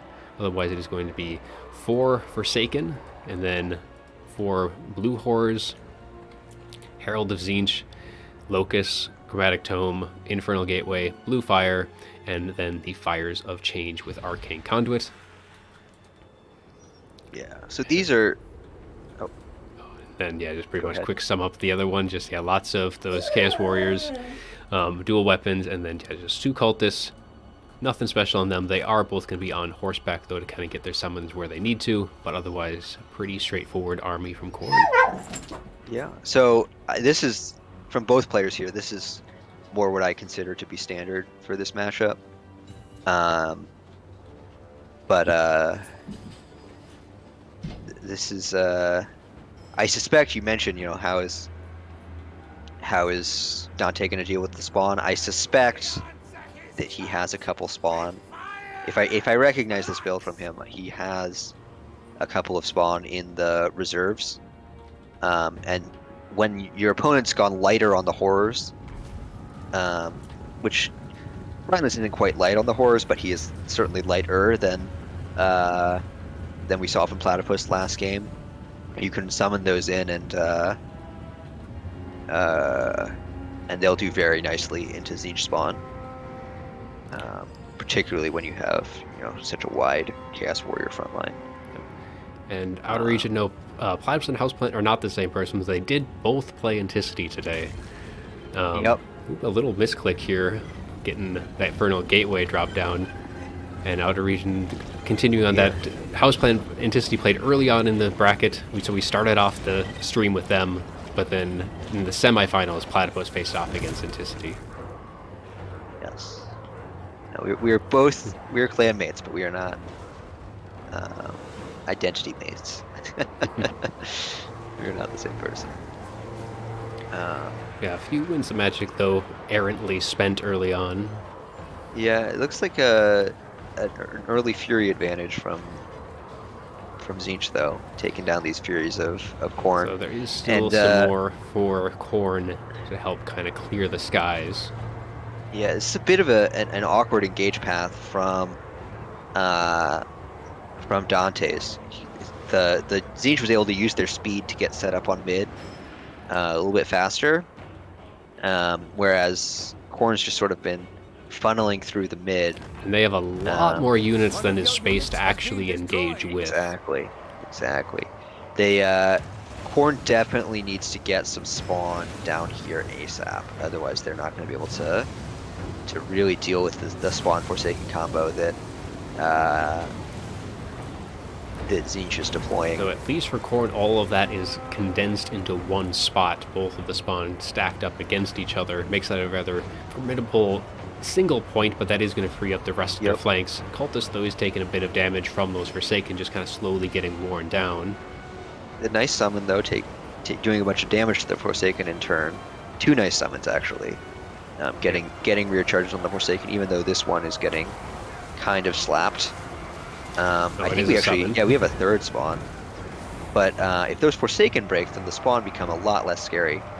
I think we might be waiting on a cooldown.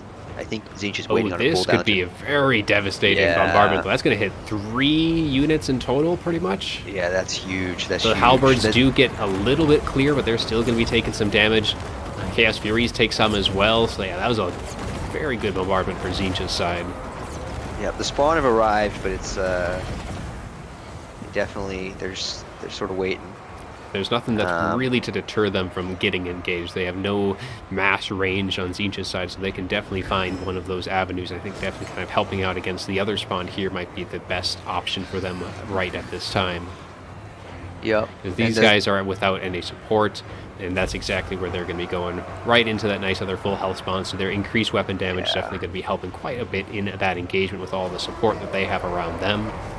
That's very nice, and we're seeing a very nice capture advantage open up for Dante, though he has allowed Tzeentch to take 0.3, which...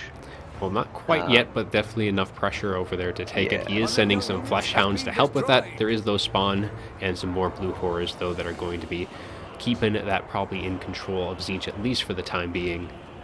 Yeah, I love the move to just send a single Blue Horror down there. It's, such a low investment, but potentially pays off big time, which it does here. You'd be potentially looking at a triple cap for Khorne if Tzeentch hadn't done that. But it does look like, ooh, that's a big cast. Right on top of some pretty healthy Chaos Warriors, also going to be clipping the spawn to a lesser degree. Does rampage them, and that rampage for Khorne lasts the entire game, so they're going to be out of control for Dante. It does feel like it lasts the entire game sometimes. Very nice rear charge on those Forsaken. Do have some assistance kind of coming out here. I don't think these Screamers are necessarily needed out on that flank. They might have a little armor piercing advantage, but otherwise I think they would be better used to kind of assist that center point, but it is quickly falling for Tzeentch, and Khorne definitely coming in with more and more units to really solidify themselves onto this second point.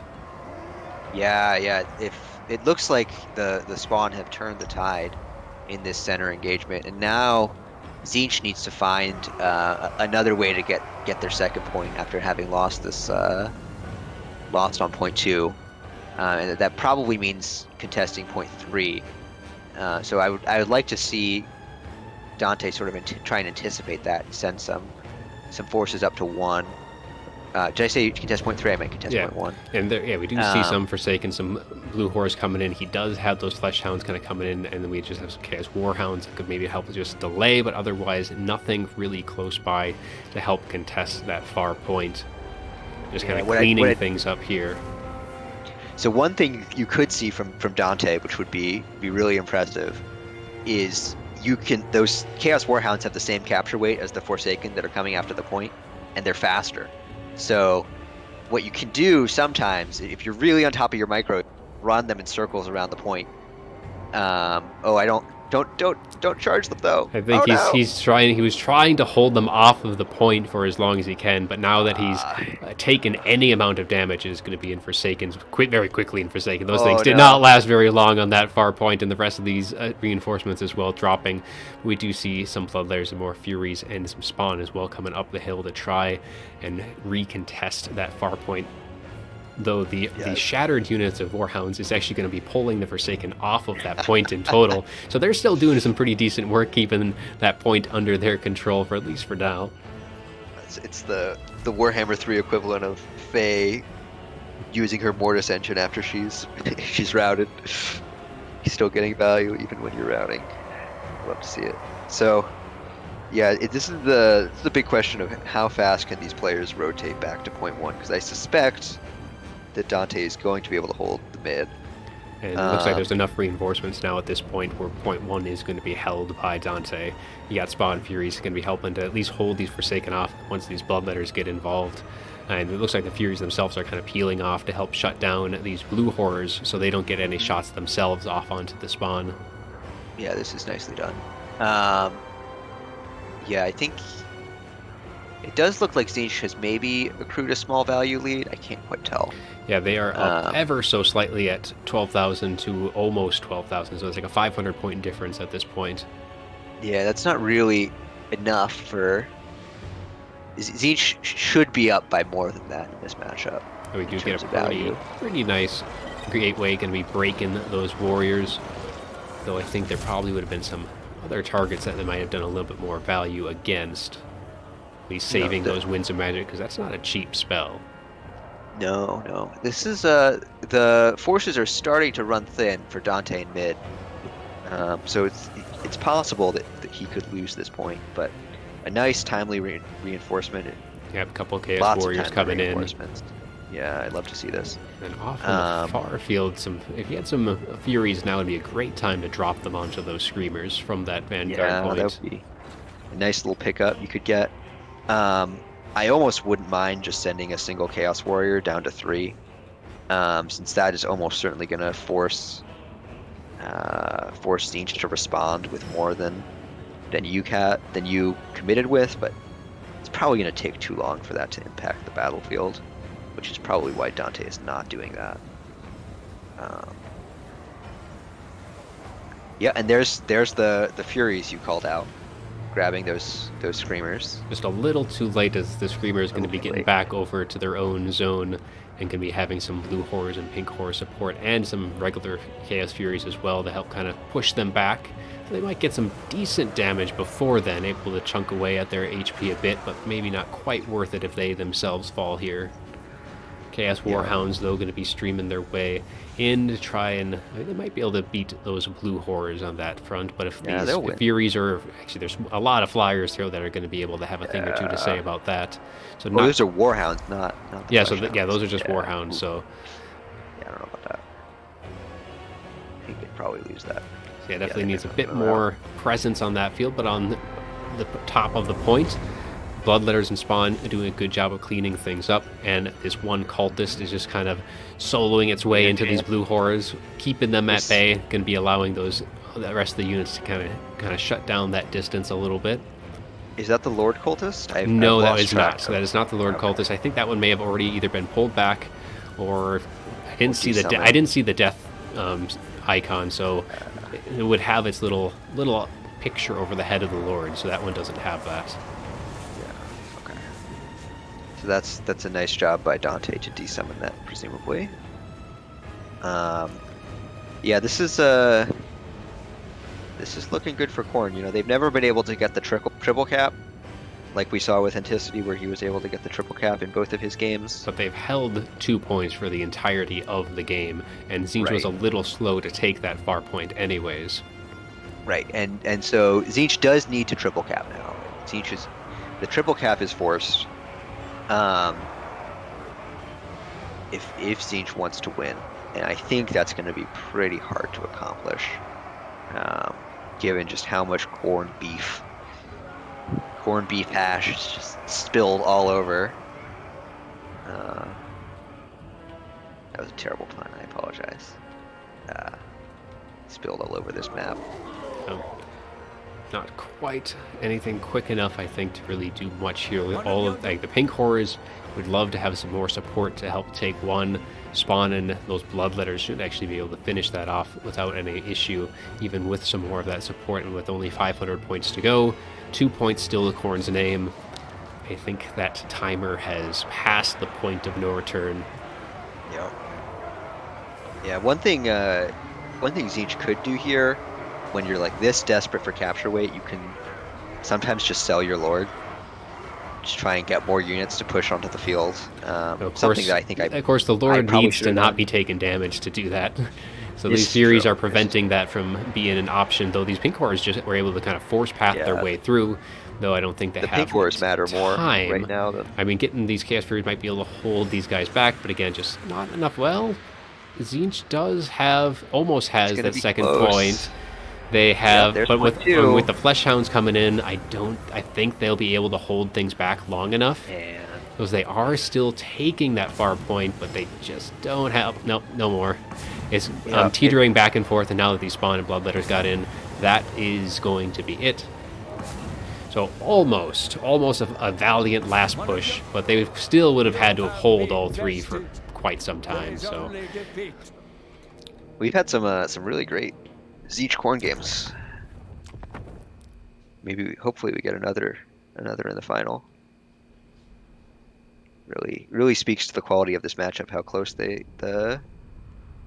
wow, those games have Chaos been. Furies got Wow, close. look at that. 2,000 on that one. Must have been munching on Harold. Munching on Harold, munching on all the other Chaos Furies and the Screamers. Flesh Hounds If did okay. if the Exalted Lord of Change is a big chicken, does that make the Herald a chick? I think it does.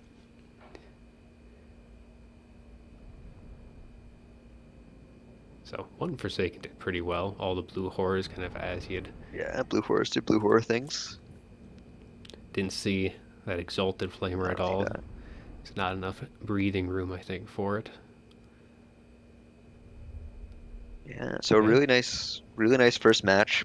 Puts Dante up at Dante up 1-0. 1-0. Let's see what Dante comes back with for his pick 2 on Arnheim. I suspect we will see Nurgle as part of the equation. And then Nurgle is pretty happy to play against anybody that's not Zinch on that map. So I wouldn't hate like a Nurgle Kislev. I gotta switch the map. Kislev really just serving to deter the Zinch pick, and then you're happy playing Nurgle into anything else, which could get us. We've been looking for the dreaded Nurgle mirror. It is on the Anytime table. you're on Arnheim, the Nurgle mirror is in the cards. We might get it. Right. But Well, they're picking. The dogs are wanting to get out, so I'm gonna let them out, and I'll be right back. outer region. If you are having trouble seeing spellcasts on snowy maps, I don't know if you're still there. If you are having trouble seeing that, you can turn down the brightness in your graphical settings. It's still a little bit hard, but it is substantially. It's a lot easier if you turn down the brightness. Um, it'll help you see those a lot. Um,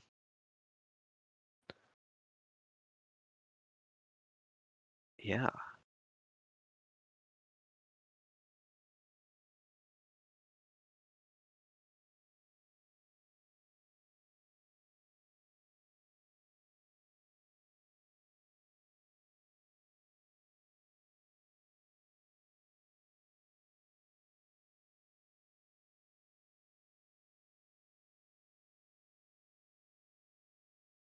If I suppose while we're waiting for Dante to think about picks, I can plug the RTK Citadel. I'll drop an invite um in the NA Domination server. It's a great place to come and practice if you want to get better.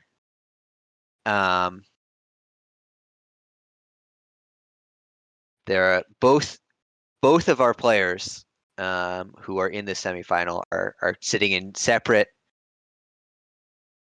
voice chats in the RTK Citadel as we speak. So it's a bit funny to see them staring at each other.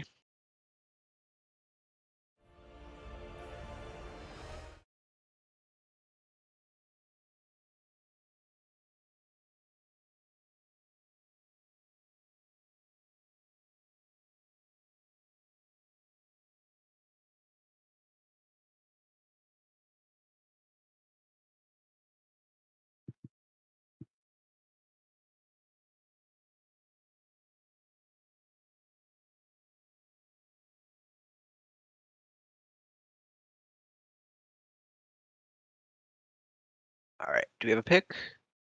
Okay, we got a Nurgle Ogres pick. Interesting. Interesting.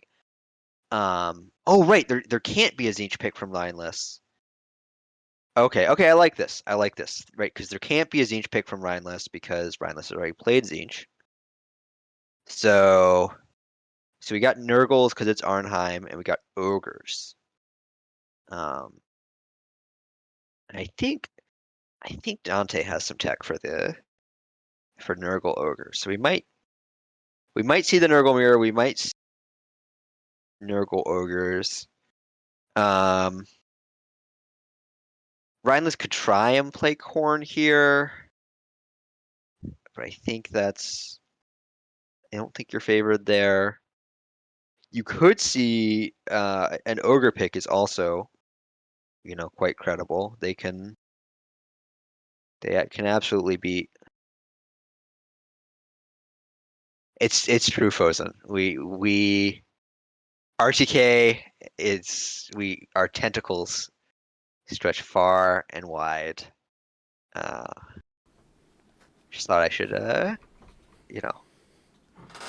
give a shout out. Give a shout out to the Citadel.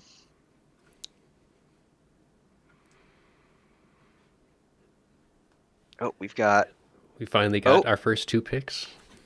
We got Nurgle Ogres. I just got a DM from Dante that he's having a problem with his internet. Huh. So, he is out of the lobby a second. right now, so. But he's already made his picks, so. Yep, so should have him well, back he does pretty need soon. to make his final pick. I was saying while you were letting your dogs out, I was saying I like the Nurgle Ogre pick because for some reason I forgot that Rhineless just played Zinch and therefore cannot pick Zinch again. So I like the Nurgle Ogre pick. Normally you'd be worried about Zinch, but you're not worried about Zinch here. So I think this is probably going to elicit either a Nurgle or an Ogre response from Rhineless. And then it will be, Dante's choice as to whether he wants to play the mirror or whether he wants to take the asymmetric mashup of Nurgle Ogres, which is they're all very, very interesting matchups. I'm excited to see whatever we get. You could take a Corn here. You could do that, but it's a tough sell to take Corn into Nurgle on Arnheim. Rhineless is thinking really hard.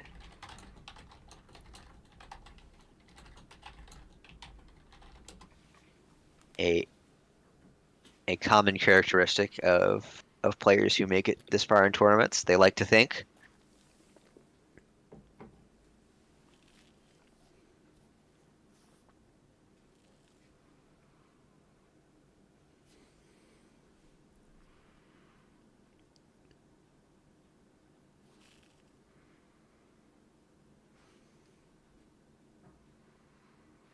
Oh, interesting. We're seeing a Cathay. Oh boy, I did not see this one coming. Okay. Okay, so what does Dante pick? So This is heavy rage. interesting. Now, they have plenty of room to fire here. Mm-hmm. Though, an option. No. Actually, it's not necessarily that bad. Yeah, it's an interesting one. Because they'll outrange anything the ogres can bring. And ogres won't be able to necessarily pressure them fast enough. Nurgle will definitely not be able to put enough pressure on them, even with like an air squad.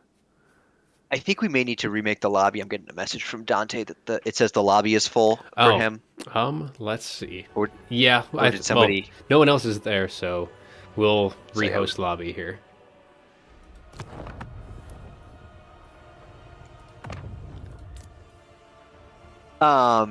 Yeah, this is an interesting one. The dynamic with Cathay is the same on most domination matchups, which is that you can get really, really good value with your ranged assets. You're almost always going to have a value lead, especially against Nurgle and Ogres. But the issue is, can you kill your opponent's stuff in time to take any objectives at all? And that is very much not guaranteed, which is why you don't see them that much. But Nurgle, no shields, no armor, on the one hand. On the other hand, Stream of Corruption, extremely potent against Cathayan peasants. You basically remove a unit of peasant archers from existence with a single. I think you do need to overcast it, but a single overcast. From the ogre side, They're just you really got large targets. yeah, just a lot of ogre bowls, so many ogre bowls to chew through, and then the power fist is also quite powerful. So it'll be interesting to see. I suspect that either way, oh man, I'm trying to think about which faction I would pick here. Nurgle is a bit tankier, which helps you. I think I would favor ogres here over Nurgle. As for what I would pick if I were Dante's, but part of the issue with Nurgle is Cathay may be able to reach the points before you and keep you from getting onto them, which can be scary. Yeah, I guess that's really one of the, like, if Cathay can get to the points, they're going to be able to Right. do a lot better, because that's usually what they Yep. struggle at, is getting everything up to that point. But we are going to be seeing Nurgle from Dante. Yep. Okay. Yeah. I mean, I think these are both good picks. I don't have a problem with either of them. It'll be interesting to see exactly how, Ryan is saying he has a plan. It'll be interesting to see what that plan is and how he executes it. I think that plan was Cathay. Right. Well, but what the Cathay plan is, right? Presumably there's a plan for both Nurgle and for I ogres. mean, it's probably not a bad idea to use the Terracotta Sentinels. Oh, Ryan is telling you to swap it to Dom. Oh, did I? Oh, yeah, because it wasn't. It reset it back to. Okay. This is not a land battle tournament. I'll refrain from taking any shots at the land battle format to any, for the sake of any viewers out there. Yeah. So this is very much about. It'll be interesting to see whether Rhineless plays this strictly for the value and tries to get value and then push onto the points, or whether Rhineless tries to reach the points before Nurgle, and then hold them, which can be risky because your stuff is going to lose in melee to whatever Nurgle has. It'll be tricky. One thing I almost wouldn't mind seeing from Rhineless or from Dante's. Well, there's another decision Dante's has to make here, which is, does he want to rush straight for the points, or does he want to hold back initially? Because if you rush straight from the points, you give Cathay a ton of time to shoot you, and that can be So now the thing is with really this brutal. map is they could probably take full, like, go 100% on the high ground. As Nurgle. That's Yes, interesting. as Yeah. Nurgle, because then you're like that. eliminating the option for Cathay to really shoot at you, because they're not going to want to be bringing a lot of their, especially if they have cannons or anything like that. They're not going to want to take that high ground. They Yeah, want they you want to be definitely able to shoot at 2 of the zones at once. right. You definitely want a substantial force on the high ground. I don't know if I would go 100% just because it's so hard to force your entire army through that choke point, even with a faction as blobby as Nurgle. But I definitely suspect you're right. We'll see. Yeah, See the only Dante problem is leverage the high if you put like anything down in the lower fields, it's so far separated from the rest of your army. Because like they might be close in Yeah, proximity, but that's like twice the distance to try and get to them.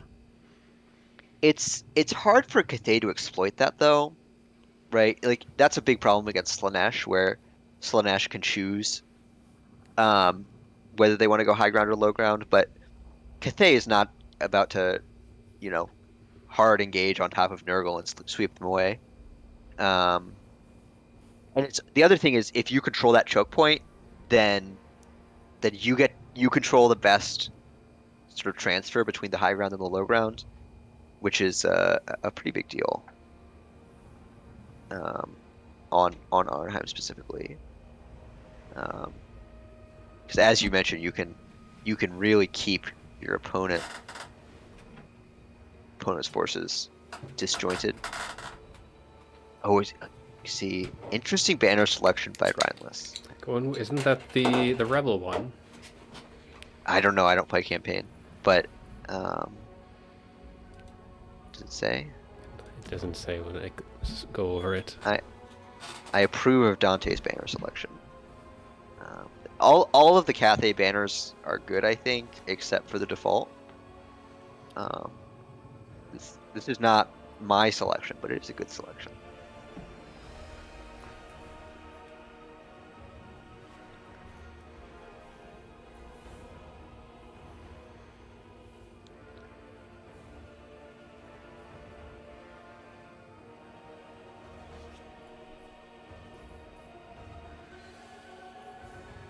I'll also be interested to see which ranged units Rhineless selects here. Will he be going artillery heavy? Will he be going? Like, peasant archers are probably the best in terms of like a cost DPS ratio. Peasant archers are probably your most efficient, but they're ready for you. All right. They're probably your most efficient, but like I mentioned earlier, Stream of Corruption is really nasty. Oh, it's going to be Celestial Dragon Crossbowmen. I feel like that's Wow, look at that. more money than you. I think if you wanted to go elite, Jade Crossbowmen would have been more than enough. Yeah, this is interesting. Those guys can do a ton of damage, though. Yeah, they have a lot of damage, but it's like you usually bring them because they're good armor piercing. Yeah, But this Herald of Nurgle is about to get a lot of value. I'll tell you that. The stream will not take models off the crossbowman the first time, but if Dante is diligent about dropping the first stream and then on cooldown going back to drop the second stream, he could do some really, really good work with the Stream of Corruption. Yeah, what is the kit on this caster? So the caster has the Storm of Shadows for reducing speed even more, so minus 45% on that, and then the Talons of Night, which it does decent damage. It's all armor piercing, but so I mean, if you really can force a blob, that can do some decent work. Otherwise, I mean, it does have. Now the other thing is we have Master of Elementary Runes, and that we also do have a Astrologer. Where is it? That's right. It's over. It's like a. And that one is bringing Euron's Thunderbolt. Not really sure the full use of that. Not necessarily a whole lot of good single targets for that spell.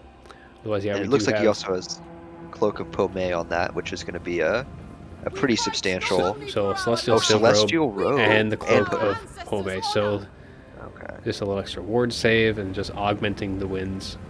Otherwise, just lots of spears, a couple Jade Warriors, and then those Celestial Dragon Crossbowmen. And Nurgle is going 100% up on top, as I was kind of thinking they might. Okay. So Herald of Nurgle has that Locus of Fecundity, Stream of Corruption, and Fleshy Abundance for all of that. Oops, I just realized. There we go. Okay. You didn't miss anything. You didn't miss anything, guys. You have the Yep, I blocker up? still have the blocker up. Gated Nurgle on both the cultists.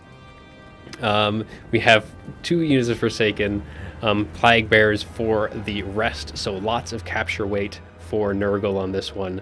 Now we do have that Herald, which is up in the sky. We do also have some Nurglings hiding in the trees waiting to try and take 2, but with Cathay going heavy on point 1 and 2, I don't think they're going to get much of an option to do that. Yeah, I think that Dante's The speed is going to be hidden down, but there's nothing really close enough to hit it. Like, he's going to get some shots in, but he is able to slowly drift side to side and is able to dodge those volleys coming in from the Celestial Dragon Crossbowmen. A few hits in from the Dragon-Blooded Shogunate, but otherwise able to at least kind of avoid. That actually lasts a fair and decent amount of time on that Herald, but wasn't quite enough to slow it down to allow all those hits, all the shots to land. Seeing some Furies, some more Forsaken coming in. I think Dante has kind of put himself in an awkward position by going full high ground, because you want to dodge the cannons, but well, now there's cannons, but there weren't any cannons to dodge by going high ground. And now those cannons are going to be trying to sit up and just have a shot right up that hill. But pushing down that choke point into quad Celestial Dragon Crossbowmen with the Vortex spell being dropped is going to be quite the meat grinder. Yeah, right now, Brynless should be able to see the entire, or at least know that they're so heavily focused on the top. You would probably expect to start to see some of these crossbowmen start to peel off at least a little bit and kind of focus and just kind of shift a little bit more towards that center point. Yep, I like the amount of the way that Rhineless is playing really spread out here, trying to cover a lot of grounds, really make it awkward for Nurgle to engage into you. I think that's Nurgle is going to be attempting the descent. Yep, treacherous descent. And the shots are going to start opening up from those Celestial Dragon crossbowmen. Yeah, it's also going to be really. We do have 2 units of Furies, and then that cultist still sitting around. Be trying to at least shut these down for long enough to get these guys on that engagement, because everything's coming down this hill. Are we going to see a column formation? No, I thought we were seeing a column formation for Forsaken, trying to split the difference. But no. I'd really like to see a unit of infantry trying to sneak between these two Cathayan infantry units. Get on top of those crossbowmen. Helen Knight does go down. It is chunking away at those Plague Bearers pretty good. Might be enough to kind of start. The what? Look at all the damage on those crossbowmen. So is that? I think that had to have been a stream of corruption. Yeah, with the Furies, with the Fury support. Yeah, Furies to help bleed those models off. Peasant Horsemen are trying to hold them at bay. But yeah, those crossbowmen need to kind of try and back off if they can. We have that other cultist on there, which can probably drop its summon any time now to kind of shut those guys down. And we still have some Jade Warrior crossbows coming in as well. Cannons now are pretty much free to fire. And there is that summon. That's actually probably going to be able to shut down 2 of those units at once. Both of those are just Jade crossbowmen. For the time being, is going to be able to hold them at bay. And here's another stream of corruption going right down, taking off almost 2/3 of their HP off that single cast, and it's going to break them outright. And now those Plague Bearers can now focus entirely on those other units. Yep, nice advantage. Already taking one. Cathayan infantry is just not holding up here. Yep, Plague Toads coming in. They are taking focus fire from 2 of the Celestial Dragon crossbowmen. But, yeah, probably not exactly all too worth it there. Forsaken pushing off at least some of the mobility, and he can probably start putting some pressure here. Now, this is probably where the spread out formation of Cathay is going to be a little bit of a hindrance to them.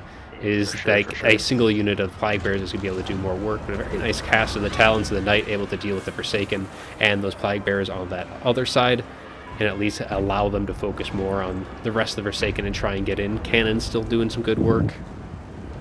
I'd love to see a Fury sneak back there, but I think the Furies probably have more important things to do. Yeah, that is a long ways away, and Grand Cannon's probably not getting all too much value so far. Only 200, so nothing big for it to really shoot at. No spawn or anything like that. Yeah, so now we're in sort of an awkward stage of the game where it's kind of hard for both players to reinforce. Because both Cathay and Nurgle want to be reinforcing with slow units, so you see sort of suboptimal units like Toads here, which are taking a lot of damage. Toads could probably have been held, because I mean, at least in terms of Nurgle, they're probably one of the faster units that they've got to get onto points and get capture weight on it. But we're seeing a lot of Toad summons. Oh, is Cathay contesting point 3 up on the high ground? They had units sending up there. The Jade Lancers were there, but these Forsaken are going to be kind of closing that gap, and they're not going to be able to kind of make it through there to try and get some capture power on that. Forsaken trying to get their own weight onto 2, but Spears, Peasant, and the Celestial Dragon Crossbowman going to hold that back. We are getting that second summon, though, from the Cultists. Could be able to shut these guys down. I'd like to have seen that before those crossbowmen used half their ammo. Yeah. But a nice summon nonetheless. Better late than never. A little collapse here, though, on the other flank for Cathay, as their crossbowman is starting to be compromised by these Forsaken and the Cultists, and that Herald has gotten back up to full health with a nice fleshy abundance, I'm sure, at some point. Also getting some healed from that Locus of Fecundity. Yeah. This is looking pretty good for Cathay. Cathay is starting to get some weight onto 1, so they're starting to slowly cap that. Yeah, and the fact that they had a 2 cap early, they have managed to avoid getting 3 capped, which is what's really dangerous. I mean, and if they can take 1, it's going to be a lot harder for Nurgle to get onto that, because they're fairly spread out themselves. Their attempt at 2 has failed. Yep, and the Cathay still has decent ranged presence at the back line. And you know, both of these factions are slow to kill things in melee. So if Cathay can re-secure point 1, it's going to be a long time before it changes hands. We'll see if that materializes.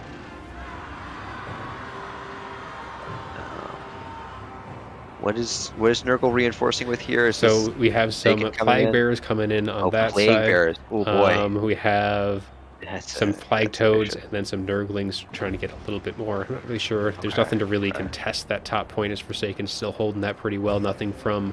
Actually, there are some units coming in. So we do have some Jade Warriors, Peasant Archers, and Peasant Horsemen as well. So a little something to throw there, but I don't know if that's going to make quite enough of a difference. Okay. Nurgle has managed to reassert capture power on point 2, which is a big deal. They did not lose the point. And so now they're rewarded with having a unit of Plague Bearers. Dante doing a nice job dodging these cannon shots with his Herald. He's got that good muscle memory to keep it moving. You love to see it. Point 2 actually looking a little bit weak. I wonder if Dante will try and take this with these Plague Toads. If they swoop in here, they should be able to deal with these crossbowmen, at least for now. They're out of ammo. I mean, yeah, but they still will have that capture weight to hold them off for now. Yeah. There's nothing... Oh, we are seeing some more units come in with that ammunition, so that's probably a bit too much focus, but if that's... Cultists can maybe keep them occupied. Yep. Popfield Forsaken holding back the Jade Warriors, but their Nurgling's not going to be lasting too long. Also, some Furies coming up, and Herald is slowed down once again, trying to get some support up on the top field. Yeah, I like sending the archers up here. The cav and the melee units are a little bit of a tough sell. It's so hard for them to grind through all this Nurgle infantry. It was maybe trying to overwhelm the capture weight for long enough to take it. Yeah. 4 point now almost fully in control of Nurgle's. A few weights starting to shift back and forth as these peasants get on top. So close. And those Toads did not make it too long. No. Those Celestial Dragon crossbowmen got some nice shots in, got some nice value with some more of their ammunition as they use another quarter of it on them. Nurgling's trying to just throw themselves in, but I think Nurgle's kind of running out of steam at this point. I mean, look how the difference in damage value, though, is like 17,000 to not even 12. And it's like healing alone isn't going to overcome that deficit. No, this is the problem with never securing the triple cap. The Cathay player has 50% more time, basically. Well, not 50% more time. I don't know exactly the math, but they have a lot more time to get their value with these expensive range pieces. And so at this point, it's just desperately throwing capture weight at point 1, trying to hold it long enough that you can force the 3 cap, which I think they're just. Oh, can those Nurglings get on the point? The Nurglings get on the point just in time. Oh my goodness. Oh Like, my the goodness. peasant horsemen tried to hold back some of them, but the others were able to get just enough weight on top of it. That's brutal. But the Cathay has maybe more troops they can commit to the point. They can turn the tide. They are pushing some of them off, but I mean, what they have in there is only a band-aid fix to this point. It's not going to hold forever. Yeah, and Nurgle has forced the triple cap at this point, so they still have points, so Cathay still has this far point here. Yeah, but they forced the triple cap, so in order to win, Cathay has to take point 3 as well. And to take point 3, you have to pretty much, I mean, cannons almost use up its ammunition, but everything is arrayed on the bottom. Like, they're not going to be able to get that support, and things are being put pressure, so like those Furies keeping those peasants out. They are starting to throw some Jade Warriors, but... Yeah, this is going to be really tough for Cathay to pull back at this point. That Nurgling coming in, I mean, it really is just why it's so much harder to take a point than it is to hold one. They still might be able to take it back, but yeah. It's too late. That was a lot of time wasted when they were so close initially. It's just an absolute heartbreaker when you're that close, and now even the toads being used to sort of divert resources. And peasant archers won't be able, like, these guys almost out of ammunition, so they'll probably break them. Cannon is trying to get some value out of it, but yeah, I think there's just no time. Like, these guys need... the cannon... Go on. Oh yeah, these units pretty much have to be on point 3 right now. Yeah, and I mean, Dante should just be committing units to point 3. I don't think he can lose at this point, but yeah, and there's the victory. So another very close series despite the 2-0s.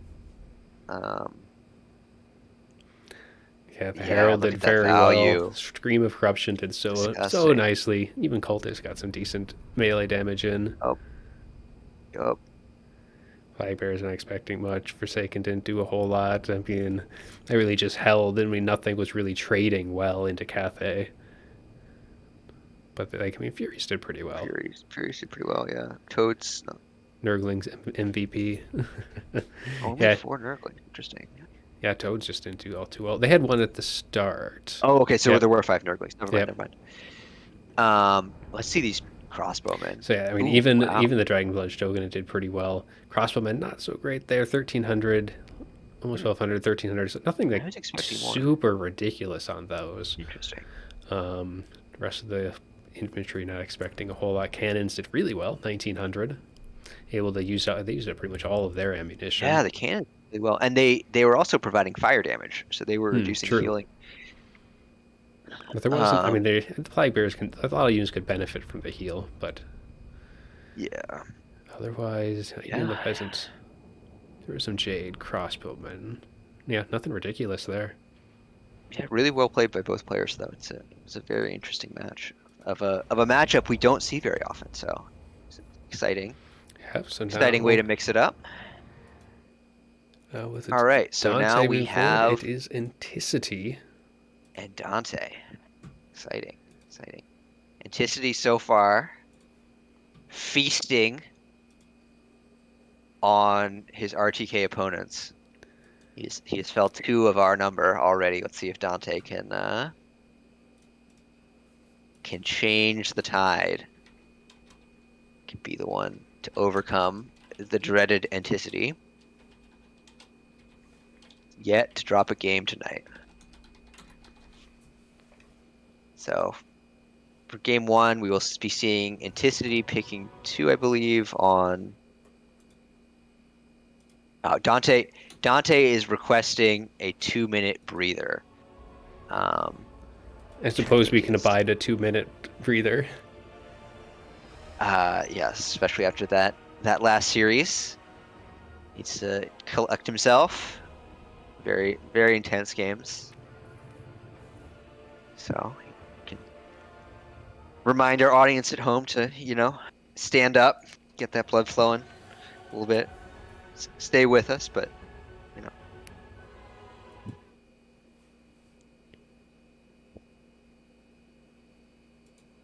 See how everyone's doing on this lovely Friday night. Be interested to see what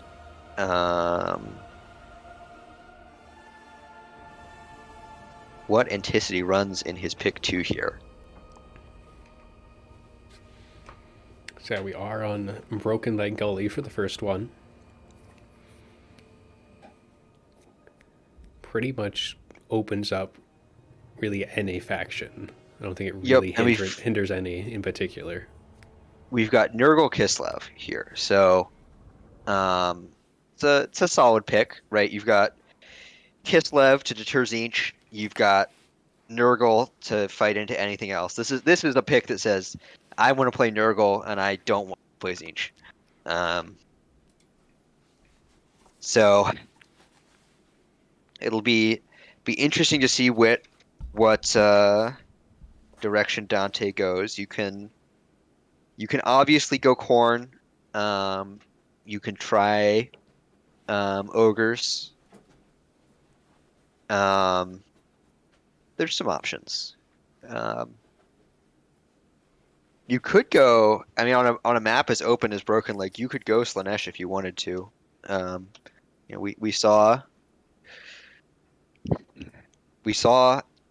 Anticity take the win against Platypus in a very close game.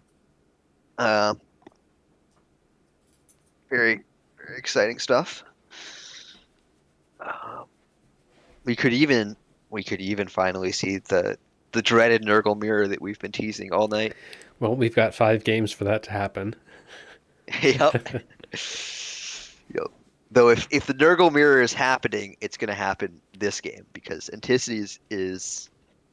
I will be shocked if Anticity does not end up playing Nurgle this game. I suspect that's really only going to happen if Dante takes. Well, maybe he'll try. Maybe he'll try Kislev into Khorne if there's Khorne. We'll see. We shall see. I'll be right back as well, if that's all right with you. Oh, that's fine. I'll hold down the fort while you guys take a quick little breather. Hopefully we'll get Dante back here soon so we can get rolling for the next one.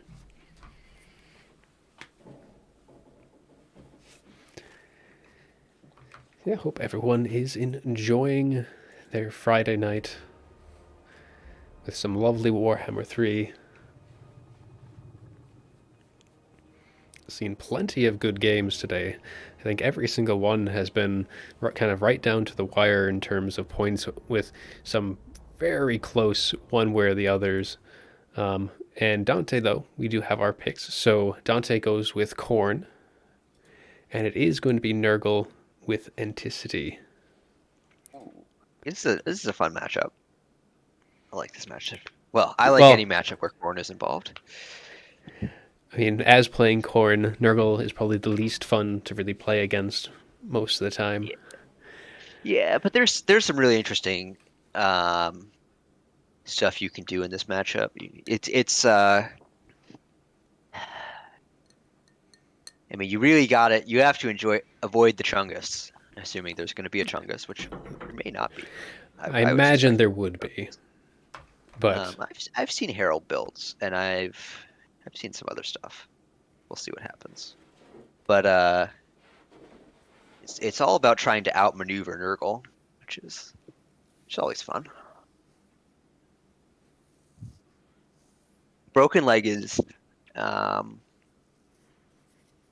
it's an interesting map for it because on the one hand, Nurgle has a save point, which is always good for Nurgle. Nurgle loves. It's a lot harder outmaneuver Nurgle when they have a safe point. But on the other hand, it's very open. Lots of flanking opportunities. So it's also pretty big, right? It is no short walk from one point to the other for your Chungus the way it is on Arnheim. So once you commit your units to a specific point as Nurgle, you're kind of stuck. So as Nurgle, it's really a game of resource allocation and sending the right number of units to each point. So we'll be interested to see what both players end up doing.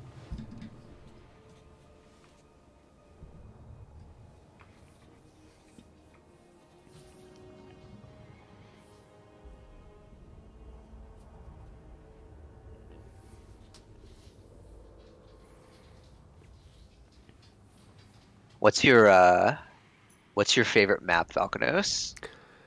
Of the I mean, Domination of maps. recent ones, I really like Itza. Okay, you're an Itza stan. I respect it. I mean, before it, I actually liked Death Pass a bit. Death Pass is a good choice. It's a good choice. I prefer a little bit more terrain than Itza. So you're saying you like the Silver Spire? I did not say that. You said you like terrain, and that's got plenty of Yes, it. you must. But see, the Silver Spire doesn't even have that much terrain. It's just narrow. Like the most terrain would be like Mountains of Morn, maybe. I'm a big fan of Crossing of the Sea of Claws, in case you couldn't tell from being But I also like also love on Broken every Fly. single pool. Well, it was not in the none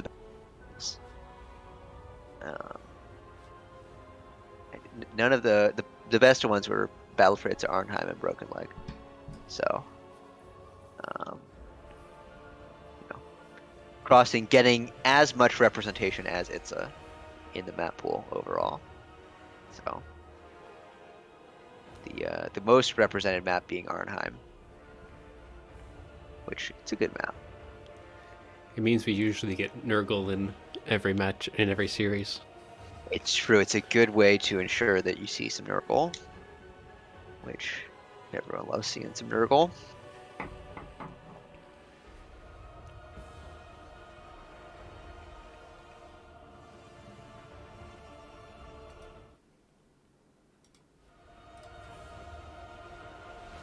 Yes, Antisti looked like he was ready to go. Thinking deep thoughts. Both players.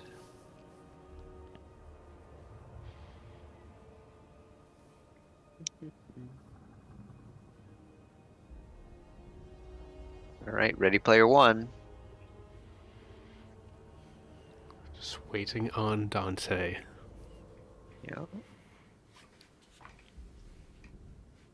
One unit I'll be interested to see if Dante takes here is the Blood Crusher. I feel like it's such an expensive unit to have. Yeah. You can get some nice cycle charging though on Plague Bearers. Which also really delays them. Like Plague Bearers already take a long time to get where they want to go. It's so much worse when they're getting cycle charged the whole way. But we do not see that. We see, okay, an interesting infantry mix, and then I wonder if these cultists are on foot or on horse. And the cultists of Nurgle are one of the few that actually have a decent item to have that really benefits their style. Yeah. Well, the Sword of Antiheroes is really great in certain matchups. Yeah, but that icon of eternal virulence really benefits that Chungus when you have him in a nice tight blob, really making it all the worse for the other side. You stack that with poison, and it's minus 35%. So, weapon strength and then across the whole blob, you and got then you get you have Bane. Warrior Bane and that. So one of item on each of them. The Exalted Great Unclean Yep. one has Blight Swarm, Stream of Corruption, Fleshy Abundance, and then of course being the Mortis engine that it is, with Pestilent Decay. Going to be going up the hill, focusing entirely on one side. Rest of it we just have a couple of Plague Bearers, Forsaken, 2 spawn. Really a nasty, tight group of units.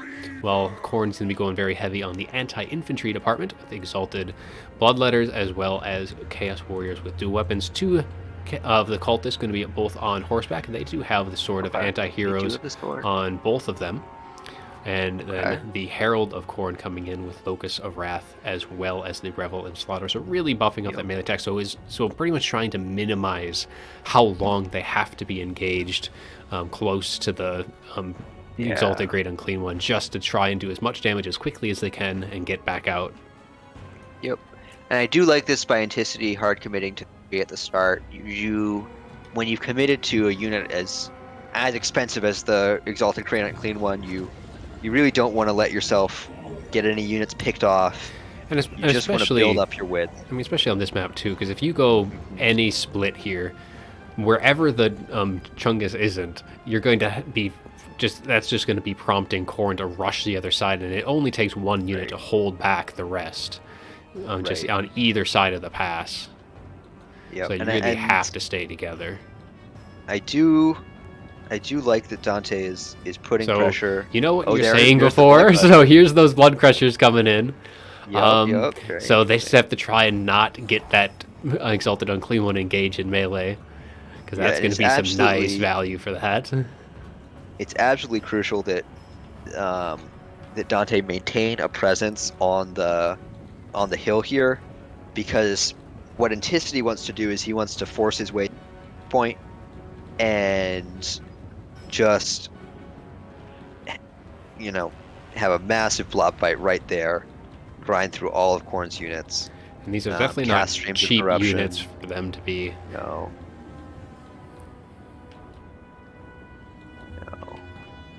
So I was going to open up the door though for blood crushers to kind of come in.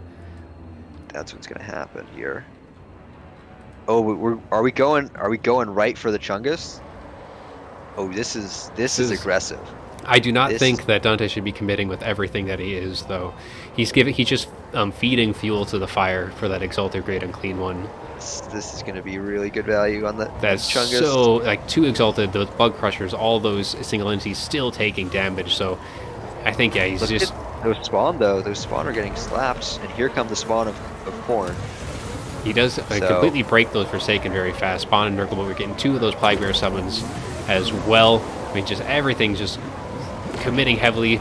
Bloodletter should be able to hold those Plague Bearers at bay on that side, keep them from kind of coming into that fight and getting onto the back of these Blood Crushers. But Blood Crushers already getting down to about half health very quickly on, and that Exalted Great Unclean One taking no damage, had that Overcast Fleshy Abundance, so really just heals everything up very well on top of that, and a Stream of Corruption going through, but those Bloodletters should be able to resist that fairly well. Yeah, some nice early shock damage by Khorne, but if you can't totally remove the support for the Great Unclean One, he is just going to have a field day. Yeah, and that damage is definitely reflecting that, already sitting about 1,200 ahead of Khorne in total damage.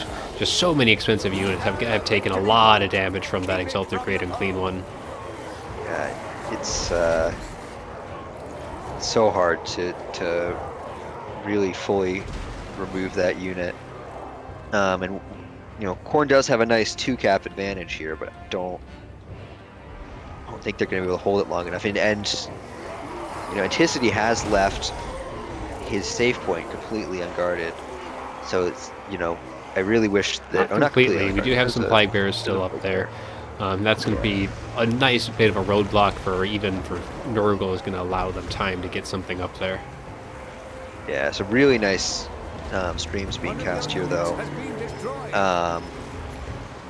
The cultists with the melee attack buffs are, they do a lot of damage, but they just don't have enough to burst down this Chungus. It doesn't help that there's all these other units that are surrounding that chunk. I mean, they've been able to get rid of most of the support, but that has only been like just now. And I mean, there's still a bunch of single entities left at this point to help kind of distract what's around it. One of your units But yeah, it just took way too long to isolate that Exalted Great Unclean One. Yeah, Dante's done a nice job sort of holding back the reinforcements from Nurgle with summons, but it's only a matter of time before those sort of also break he's through. getting some decent engagements on the flanks only because that Exalted Great Unclean One is so preoccupied, which has now actually taken a decent amount of damage. That Herald of Khorne has been able to kind of whittle that down, and the Cultist for the longest time was in there with that Sword of Anti-Heroes kind of wailing on its back. Yep. The Herald is very powerful in these blob fights where he gets to buff up all the melee attack. And Nurgle has used quite a bit of the Winds of Magic so far. We had an Overcast Fleshy Abundance and some Stream of Corruption, so not necessarily going to have much left for healing in the near future. I think we've just got too much pressure from Nurgle, though. It's not that much of a damage value difference, but you know that's not accounting for the Overcast Fleshy and the regen that the numerous Nurgle units have. I'd really like to see a little bit more pressure being exerted on Nurgle's safe point to force them to hold more units back there. You know, something like a Bloodletter or an Bloodletter. I mean, at this point, they're able to send everything that they can, just trying to reinforce that Exalted Great Unclean One as they just slowly work their way through, trying to get on to point 2, and they still have plenty of time before that happens. Yep. This Herald needs to get out of here too. He's kind of getting surrounded by Spawn, by the Beast, and in the meantime, the rest is just all coming in onto this center point here. Yeah, and it's at this point it's only a matter of time before the capture is completed on point 2. Nurgle's just gonna pour units in, grind through all these Khorne units. It's really, and there goes the Herald. See him disintegrating. Yep. So down he will go. And with that was like the last option against that Exalted Great Unclean One. Yeah, it's he held him for a little while, but you really, when the Chungus starts to accrue value so early, you need. I mean, he's already at 5,000. Oh my god! So there's been a one-man show. He's had over a third of the total damage that Nurgle has dealt so far this game. Right, and that's not even accounting for the healing that he did. Yeah, some really nice healing. Just doing so much damage. Really nice Stream of Corruption casts as well. By Anticity. And I think that's pretty much all of the assistance that Khorne has on the field now. So nothing in the back pocket. It's writing is very much on the wall at this stage. So a valiant effort by Dante, but wasn't able to. Tried to pop the bubble, isolate the Great Unclean One, but there was just a few too many single entities there. And at the end of the day, Nurgle got exactly the fight that they wanted, and coming out on top in game 1 of the finals. So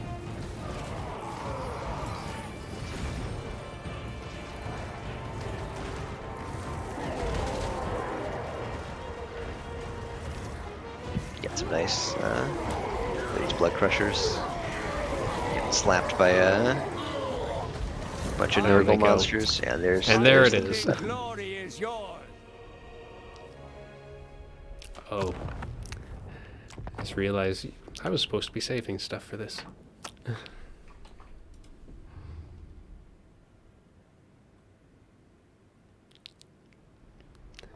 Yeah, almost 5,300 on the Exalted Great Unclean One. Spawn doing his okay work, Cultists.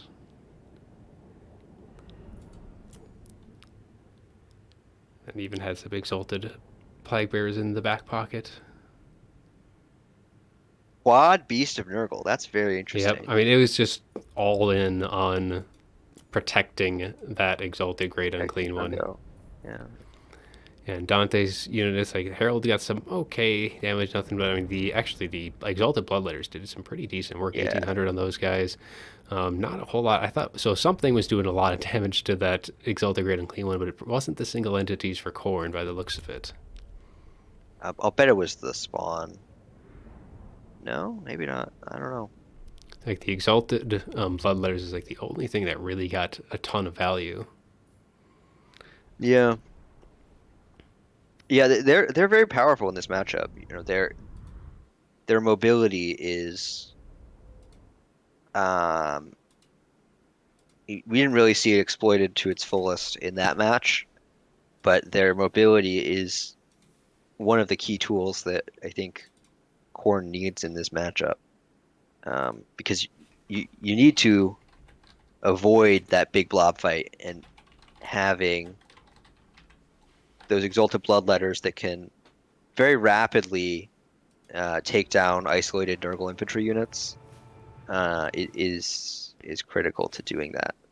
So sort of the right idea by Dante, but yeah, we're uncrossing of the Sea Claws, my favorite.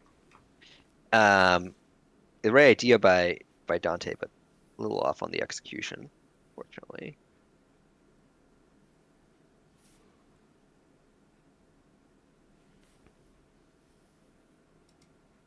And now it will be pick 2 for Dante. And we can shed a tear for the Nurgle mirror that never was. I don't think there was a whole lot of tears shed for missing out on No. that mirror. Okay. I think there was a stream of corrupt tears that the people of the world were shedding.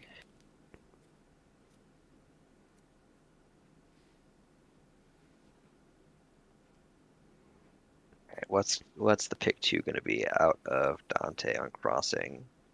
No Khorne available. And no So Nurgle. So it's going to be Kislev Ogres. Kislev Ogres. So this is a lot like the Anticity's last pick, where Kislev is being included to prevent a Tzeentch pick. And then Dante wants to play Ogres. So I think we might see a Khorne pick out of Anticity here. We'll see. Let's see where he goes. He might also pick Slaanesh here. Nope, but it is going to be the Khorne pick. All right. So this will be Khorne Ogres. This matchup is an interesting one. Last patch it was awful for Khorne. Couldn't win it.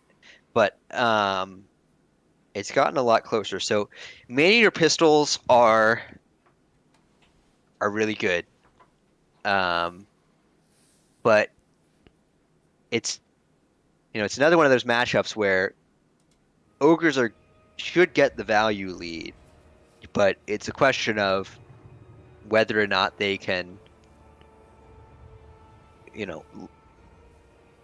accrue that value lead fast enough in order to get the win. One interesting unit that got a lot better with the patch that I like to see out of the Ogre Kingdoms is Mournfang Great Weapons. The mass changes that they now calculate impact damage correctly, means they can do a lot of impact damage on the charge into Chaos Warriors, and then they're also very good against Fleshhounds, of course. Though you do have to really pay a lot of attention to cycle charging them. I mean, also a lot of the tools, or I mean, Khorne has some decent anti-large with like halberds and stuff, but it's like they're very susceptible to the Ogre Kingdoms as well. Right. They're very much don't want to be shot at. So for Khorne, I think you need sort of there's two ways you can go about it. You can go with a mix of of shields and halberds, and try and use the shields to protect the halberds and get them safely into melee. We might see. I mean, alternatively, Khorne can just hit the ogres as hard as they can. Yeah, Like with a bunch of you can go, mobility. or just try and punch through as fast as like I've seen like just like spring bunch of spawn and just try and break that front line as quickly as you can. Yep. Yep. Though you gotta be careful to escort those spawn into melee because they're also very vulnerable to getting shot, and rampaged, and everything else. Um, it's a treacherous world out there for a chaos spawn. Uh, I believe I've seen Anticity in one of Turin's tournaments bring a very mobility heavy force with like a bloodthirster. We could see something like that. I believe he won using that build. Um, You probably expect to see at least some flyers bring it just to, especially against lead belchers, which is probably why you probably won't be seeing them from the ogres. They would yeah. do really well, but they just fall so quickly to just furies. Where the man-eater Yeah. pistols actually put up a pretty decent fight. Like they can hold their own against anything that really tries to shut them down. Right. The pistols are such a dangerous unit because exactly like you say, anything. There are two types of units in Khorne's roster. There are units that lose to man-eater pistols in melee, and there are units that are too slow to catch up to man-eater pistols. So there's really not even like Scarbrand does not want to charge into man-eater pistols. He'll just get slapped in melee. It's really they present a really unique challenge to the Khorne roster, and you know it's that doesn't mean you're gonna win, right? Like the Khorne can absolutely outlast you on the points with shielded Chaos Warriors and such, or they can sometimes overwhelm you, right? And get those, spawn or halberds into melee with the pistols, and turn the tide. But it's an interesting challenge that Khorne has to navigate, to be sure. So it'll be interesting to see how many of them Dante's build brings, because generally you want to avoid getting 3 capped. And if you bring too many pistols, it can be hard to prevent the early 3 cap. So, And we're going to be seeing Oh, and it 3 of them. So we 3 have of them. Okay. 3 of the man-eater Hard to miss. pistols, I kind of like this. 2 I bulls, like this. 3 Noblars, Iron Blaster, and a Slaughter Master as well. For Khorne's side, So- we have double spawn, double cultist, 2 halberds, 3 flesh hounds, and a herald. Yeah. Okay. Interesting. So a very mobile.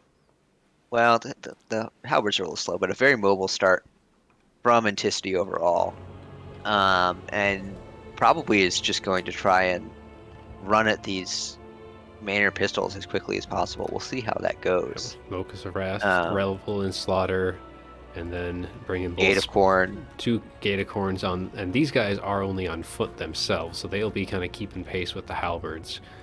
Right. Won't be looking to Okay, try and okay. drop them down anywhere in particular. 3 flesh hounds, and then a grouping of halberds and spawn for the rest. So if these pistols can get good shots into these halberd spawn combos, yeah, then- the only thing with the Khorne start is it's not very wide on the front line to start with. So we have 3 Noblars, 2 Ogre Bulls, 3 pistols, Iron Blaster, and the Slaughter Master, which is bringing the extra ingredients Bone Crusher, which will be really good against the halberds, any of the warriors, Blood Cleaver, and then Belly Slapper as well. So pretty slim in terms of casting, no extra heals or anything like that. Just going to be trying to eliminate infantry on that. Yeah, I like that when you're not intending on these man-eater pistols getting into melee, so you don't really need to heal them. And then it's just you should probably have a bunch of bulls in reserve, so they don't need heals either. So just sort of skip out. It's the terrain of this map, you know, definitely favors the corn side of the matchup. Um, these choke points are not, and the terrain just obstructing the shooting is a big deal here. We will. Yeah, the only thing is if that terrain ends up being the blocker to get onto those ranged units. Yeah, but I think that the choke points even favor Horn as well, just because the ogres have more width, but or they're able to field more width at least, even if I don't know if they have more width yet, but they're able to field more width, whereas like a halberd stacked with a spawn is really brutal for ogres to deal with if they don't have some way to get around it, or if they don't have a way to shoot it. So a pretty slow early game. Not a lot of shooting so far, which definitely favors Anticity. He's doing a very nice job keeping his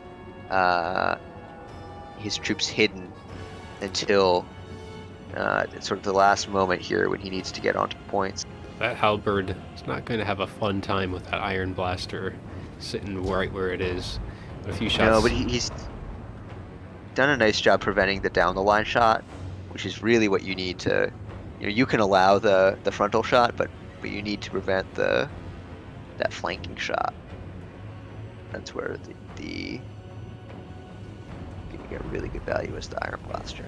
So I do like this choice to start on a side point as the ogres. It's a little bit harder for the flesh hounds to flank you, but this pushing through this choke is going to be really hard. I maybe would have rather started on 3 than 1. So he is able to rampage those spawn right into just Noblars and eventually kind of drag them down. There isn't necessarily a whole lot of super good follow-up, but just have to just be pretty much capitalizing on the lack of infantry support for those spawn as some of the ogre bulls dive into. I wish he just, a very nice job exploiting the rampage. I wish he'd just left the Maneaters in melee with them. Let them leverage their superior stats to kill them off. The rest of the engagement, though, Anticity's able to really kind of pick off the ogre forces that tried to kind of come in to point 2, while the rest is all just kind of blocked up onto that top plane on point 1.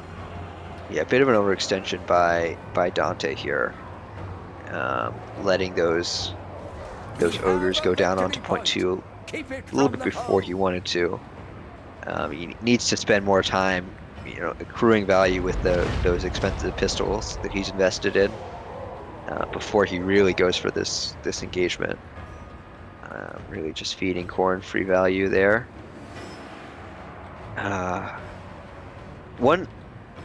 These we got a lot of flesh hounds towards the middle, trying to control the mobility. I like the rotation of this one pistol back towards the center. So that's smart. He's gonna be able to shoot from multiple angles now, which is gonna make it harder for. At this point, I would almost have brought the second one around as well, just with how narrow that gap is. Yeah, that choke is so narrow. If I were to make one map, I would make that choke a little bit wider.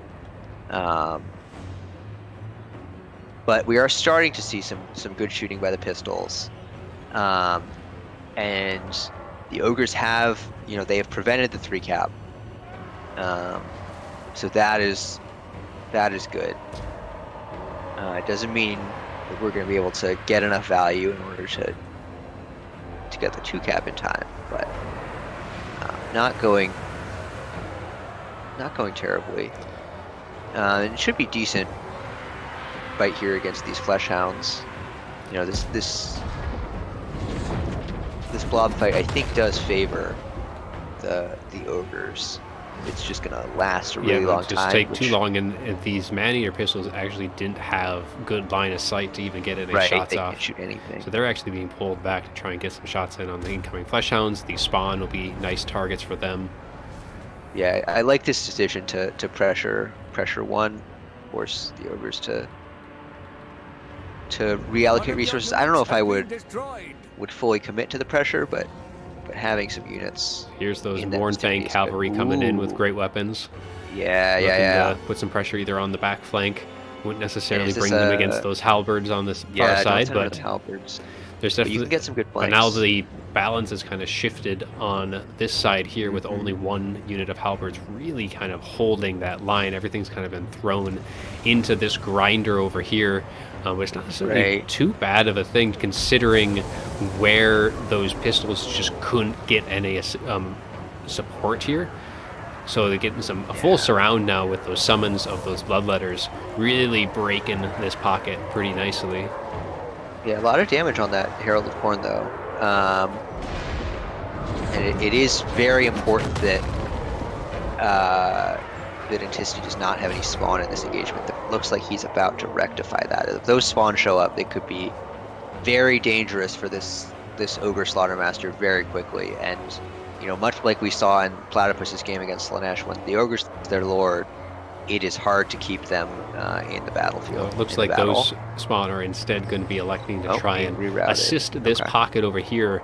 I don't necessarily think that's the right call. There's way too much assistance that can easily fire in. We even got those Mornfang cavalry with great weapons down there.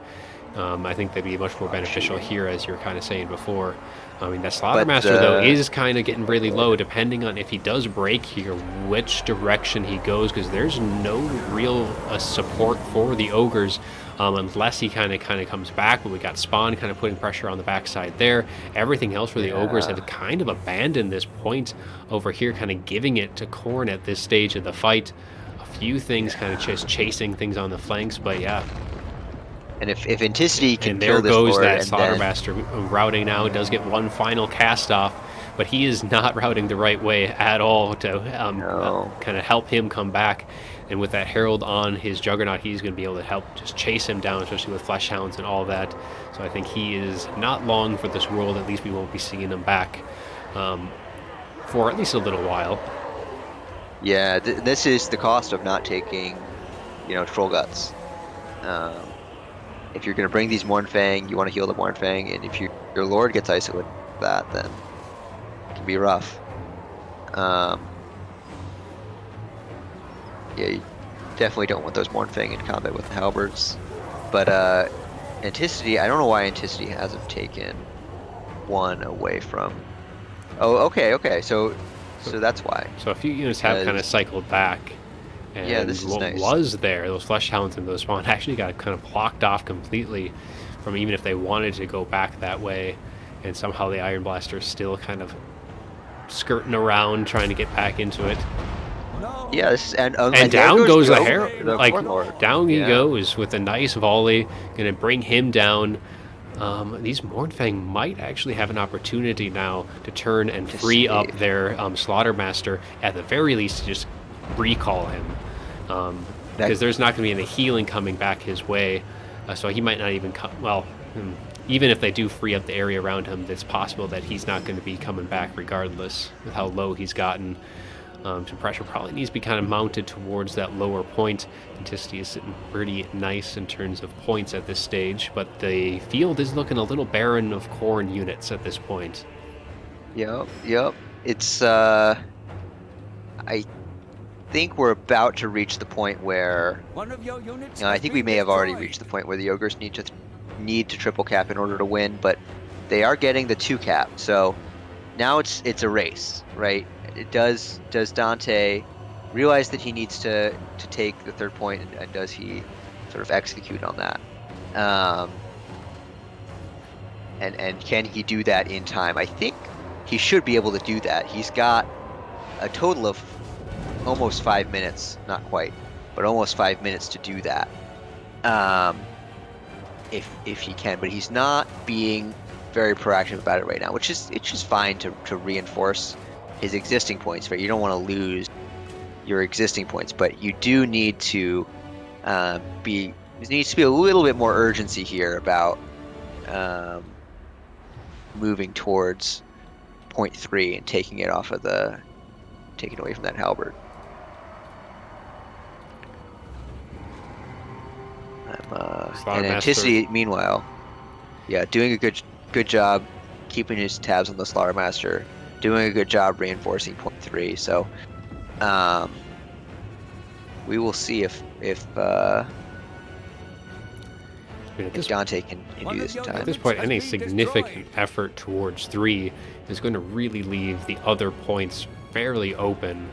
Because we have, Spawn and Halberds aren't going to go down all too easily. You got Fleshhounds kind of eliminating these trappers a bit. You do have those Mournfang, but they're pretty beaten down themselves.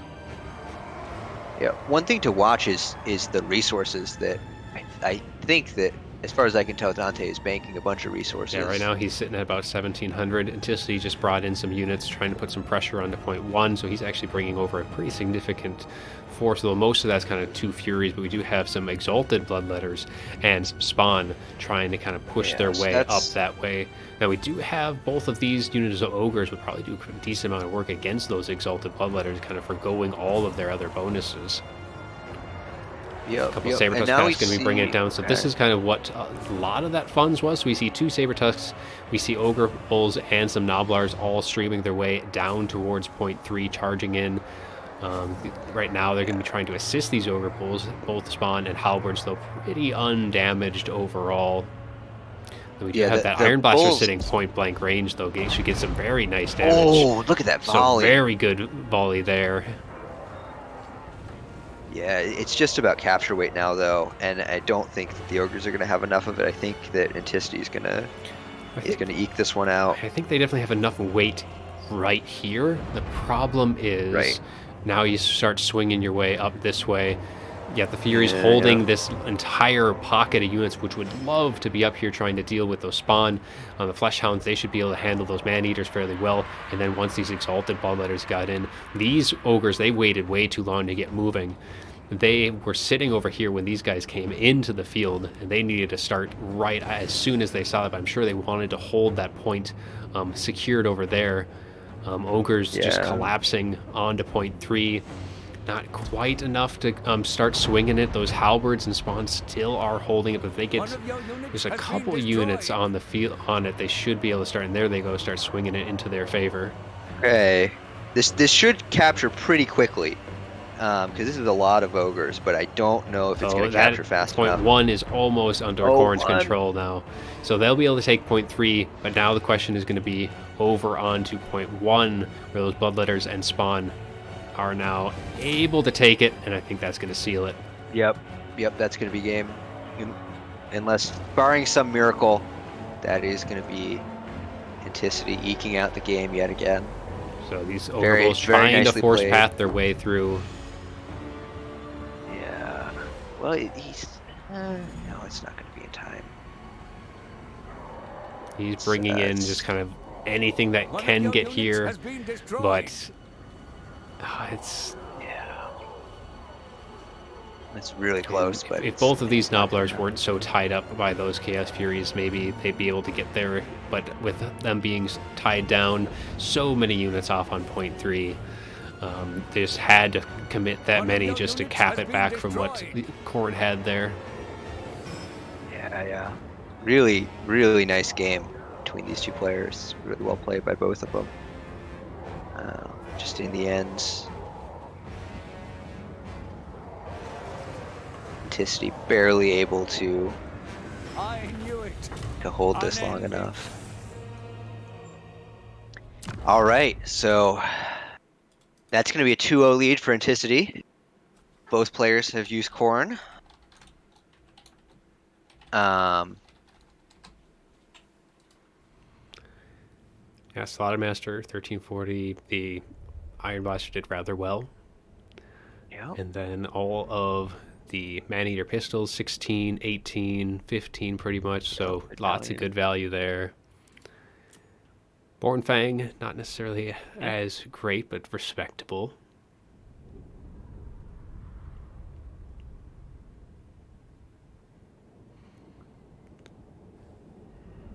Otherwise, as for Cornside, Fleshhound's doing really well. One of them almost getting 2,000. Halberd's doing rather well. Spawn doing pretty decent.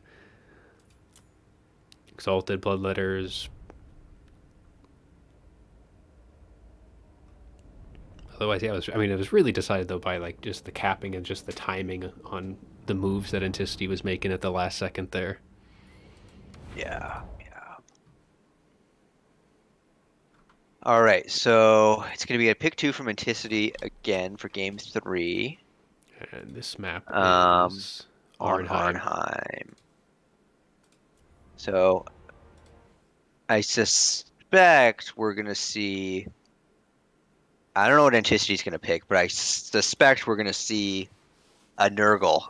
Um, well, no, Anticity's going to. He needs to have Tzeentch as part of his pick 2 here, because otherwise we're going to see Nurgle out of Dante's. It's actually kind of unlucky for Dante that Anticity gets to pick 2 here, um, Oops. because Dante would um, Dante would really like to pick Kislev Nurgle here, and be able to play Nurgle into whatever, but it is not his pick 2 on this map. Um,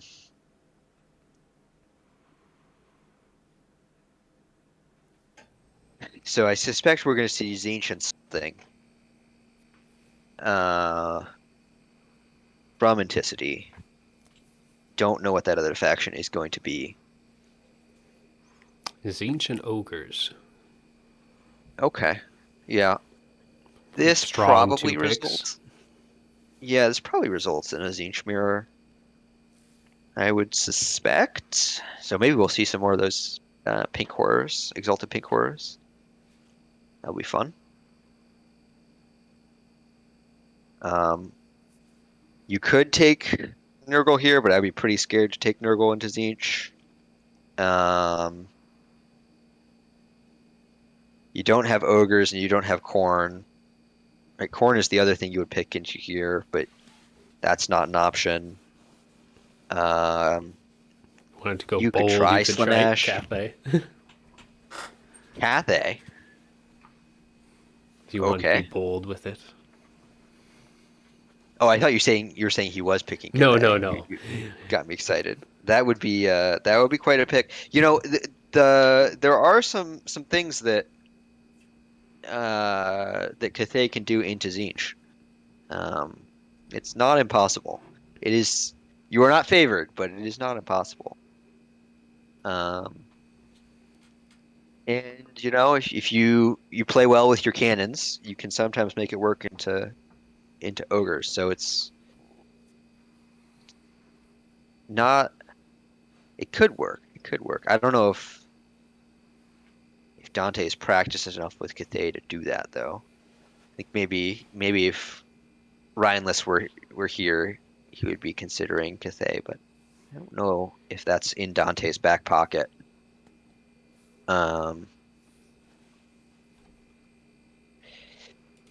The other nice thing about the Tzeentch Mirror here is if you win this game, if you win this Tzeentch Mirror, then you have ogres without having to worry about, or sorry, you have Nurgle without having to worry about Tzeentch, which is nice. I know that some players have been preaching the word of Kislev into ogres. Little Grom he's very powerful there. I am not sure Well, I buy it. powerful, But I wouldn't. I mean, powerful, yes. Is it going to actually hit anything? That's another story entirely.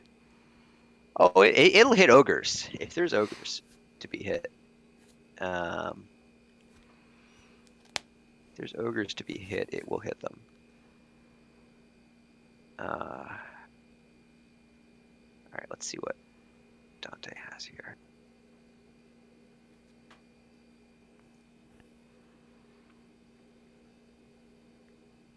It's kind of with Kislev ogres. It's kind of a okay. Yeah, so it is going to be Tzeentch, as I suspected, and it is going to And be the Tzeentch. Tzeentch.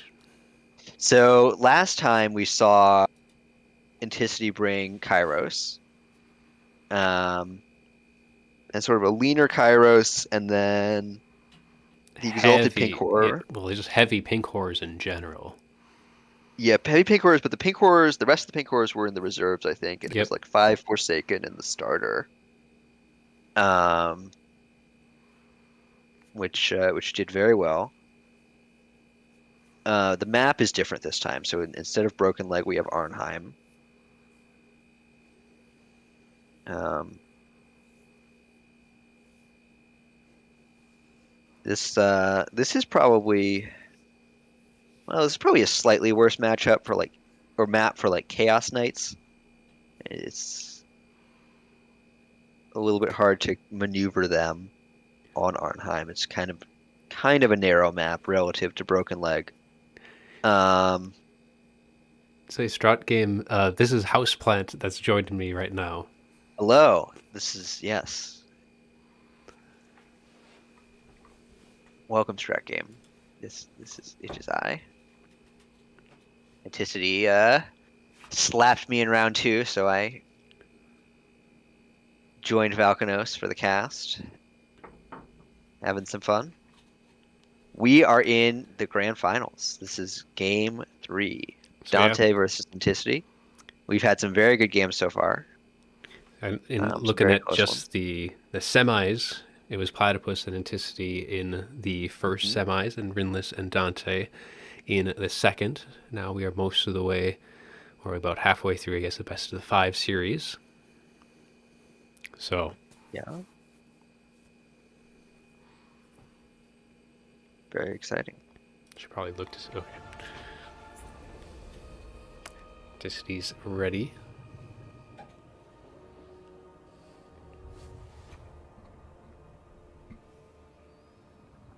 Right.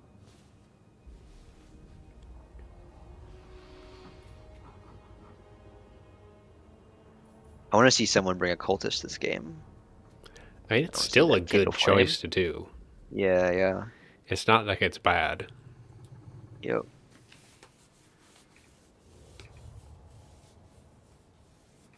It was having that Wand of Whimsy can really turn the tide of the Forsaken Mirrors. Um, of course, Harmonic Convergence can do the same, which Kairos has access to.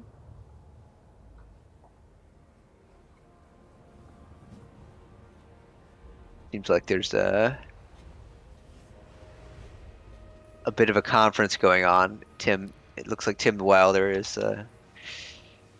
giving some build advice to Dante.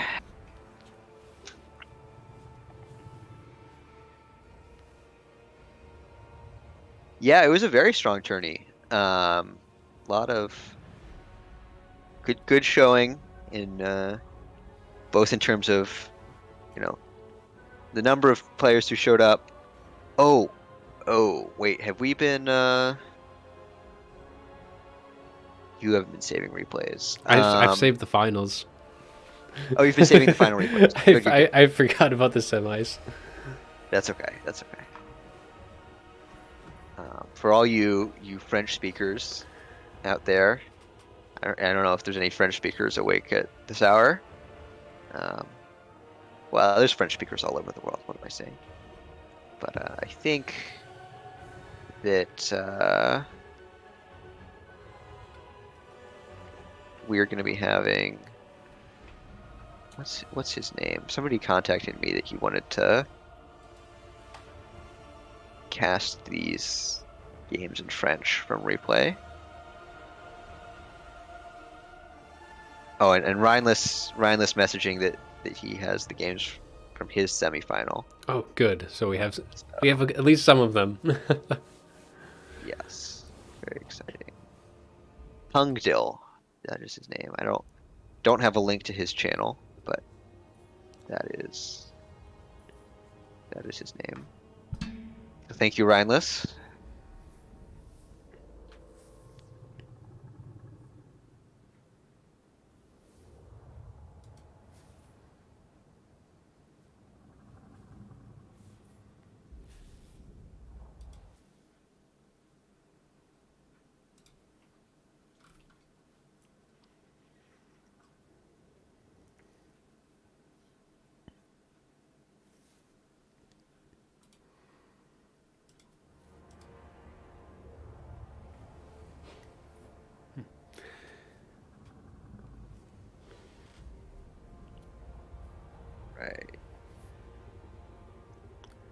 Still just waiting on Dante's conference call to finish up.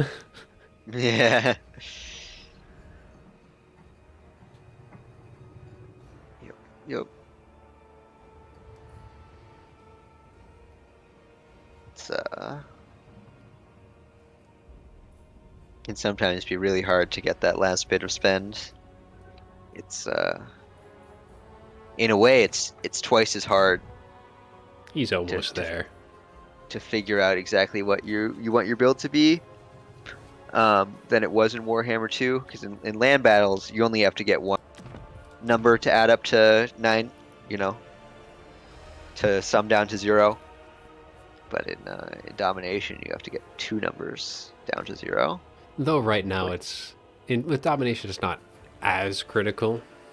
Though Yeah, with that's true. the increase of funds makes it Mhm. more likely to be able to use up all of them. Yep. Yep. Yep. Yep.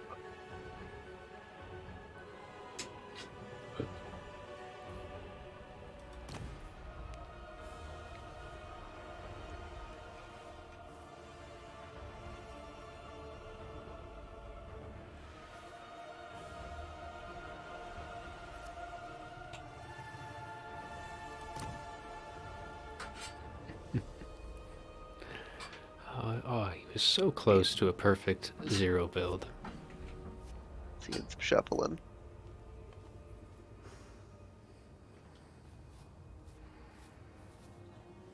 Oh, this is some odd There, shuffling. well, close enough. he No, we're back where we started. What? We're back where we started. Yeah. Yep, that's exactly back where we started. He said, "Screw it, we're gonna go for it." Yeah. A little gold I short, just but I find myself with 250 gold extra quite free. So it is going to be the same build from Anticity with the Exalted Pink. yep, 5 Um, Forsaken, 4 blues, and this gonna be 5 Forsaken, 5 blues. This time we are gonna see that cultist though for Dante. Yes. I'm excited. Excited to see the cultist. I like it a lot.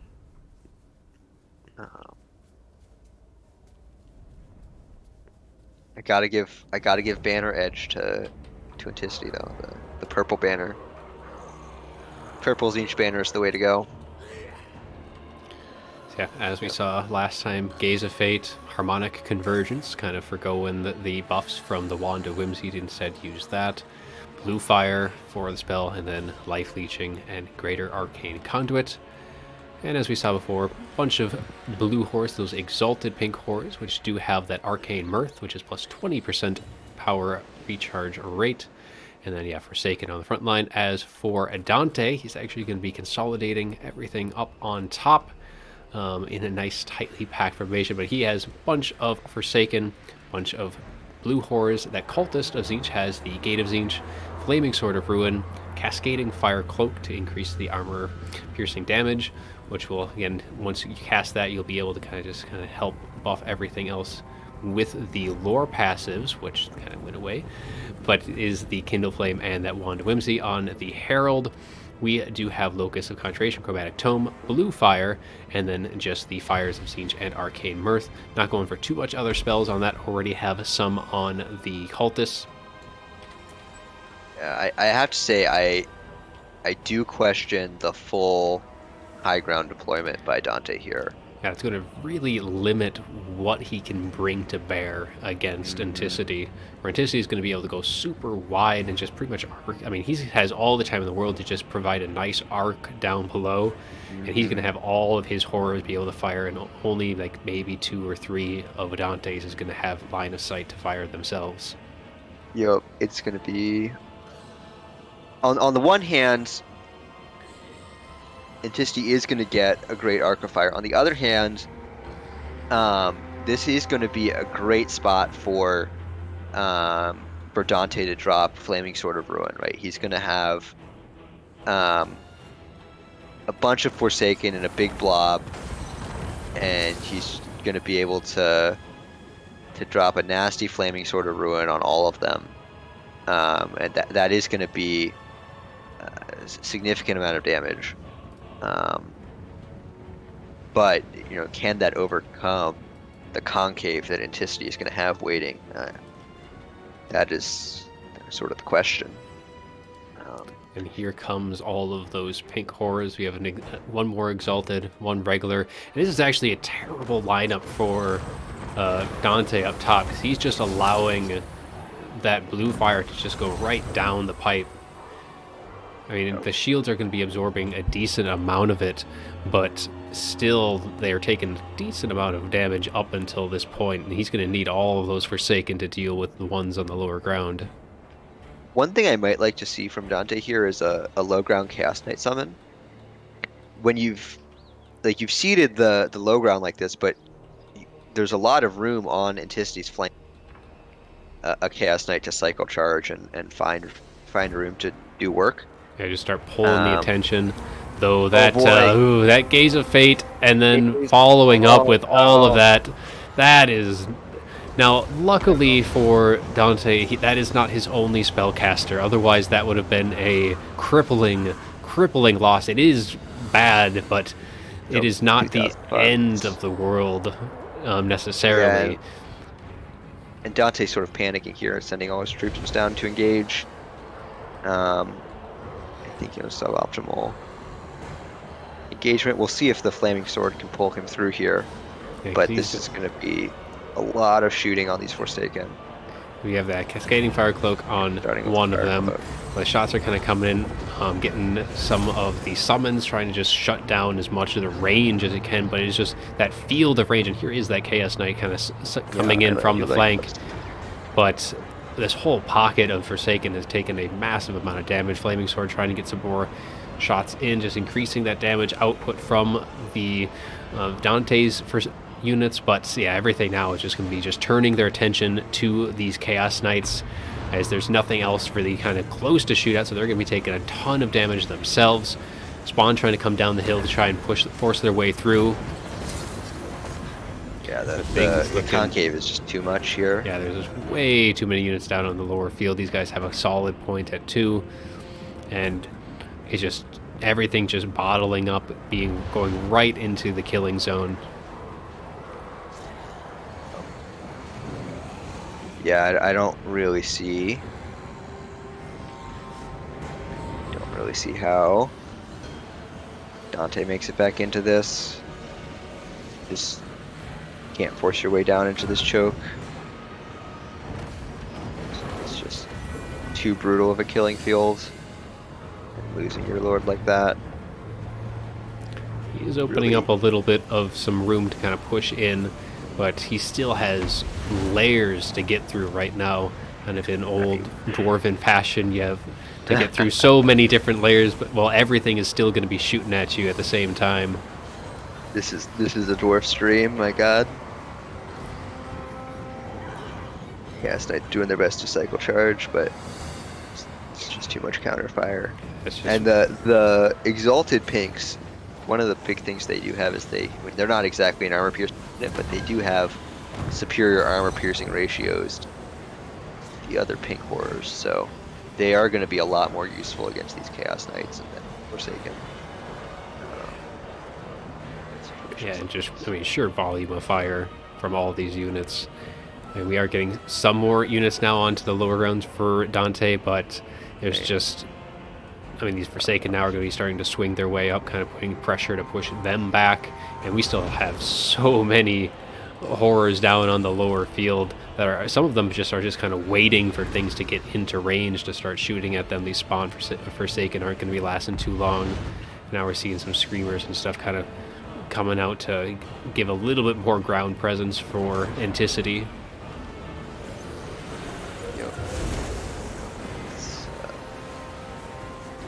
That's going to be a nice... Oh, no, that's a Flaming Sword. I thought that was the army ability. Yep. Army ability, yeah. Yep, that would have been... That is a nice Flaming Sword there. It's a lot of missile damage that all these blue horrors are getting. And the only problem, though, is that the blue horrors have a lot more limited range, so they didn't have necessarily the targets that they would want to be kind of firing in against to kind of shut down what Anticity has arrayed against him. Arrows just continuing to flap his wings. Be a nuisance.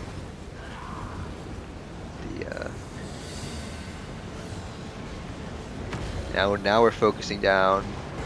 Okay, another nice gaze of fate. We're That's still gonna be focusing the cultist rather just than holding the them down, yeah. And yeah. there's that army ability. Trying to drop down, but Yep. Dante is going to be on top of it and trying to pull everything out in different Very directions. nice done. But these Chaos Furies were trying to hold them in place, but Dante just a little too early on the draw to get these guys out of the way. And look, these pink horrors are even about to run out of ammunition. That's just how long they've been allowed to free fire. It's not even going into the units on the back row. Still waiting for stuff to kind of walk into their range. Cultist going to be routing off, and with that is going to be it for the spell casting for Dante, losing out on more of his army abilities himself. Kairos can just usher him off the battlefield. Kairos can do whatever he wants. And his whole pocket pretty much collapsing. Yep, Dante's going to be conceding that one. Definitely got overwhelmed with volume of fire, and I think a lot of that came down to kind of that positioning. It just wasn't going to work out for him. A little bit of an unfortunate game to end the tournament on, and the series on. We feel like the first two games were really good games. This one was a little bit more straightforward. But a really good, tournament overall, I think. Yeah, definitely a lot of good games throughout. At every stage, yeah. Anticity displaying his dominance. Really playing very well all evening.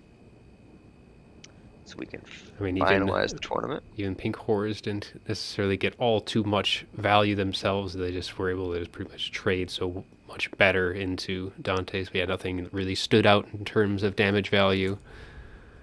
Yep. We can switch to bracket as well, kind of just give the final reflections. So, Anticity moving all the way through, taking the win. Yep.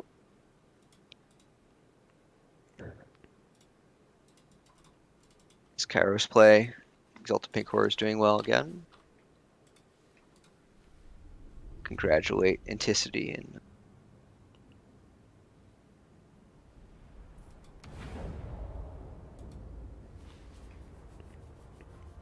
well played to all that played today. And again, and thanks for everyone else who took time out of their Friday evening to come watch some Warhammer 3. And of course, thanks again to Houseplant as well for joining me on stream. Great to have you. For streaming, yeah. I don't know if you want to show the total tavern leaderboard. See Let's see. I should be able to show that.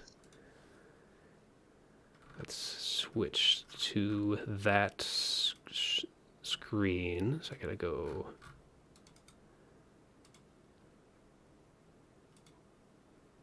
Here. That's better. So, yeah, we've got for the bracket. We're yeah. So yeah, it's up on screen now. So we have for, I guess, Anticity's Path that beat Atlas. We're seeing. Oh yeah, there we are. There we are. Sorry. A little delay on the stream, but yeah. Yeah. Haunting Pace and then beat Platypus and then Dante in the final.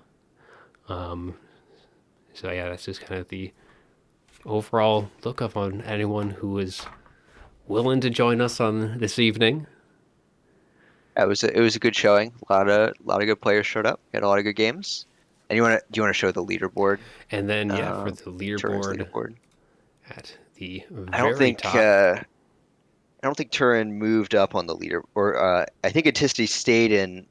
No, he did. So he gave him his third win. So that kind of, I think, it put him ahead of Evenstar with that win.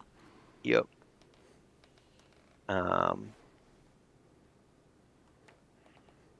Yep. And he's knocking on the door for me and Void Lulz. Yep. Top three, only 6 games lost between them. Yep.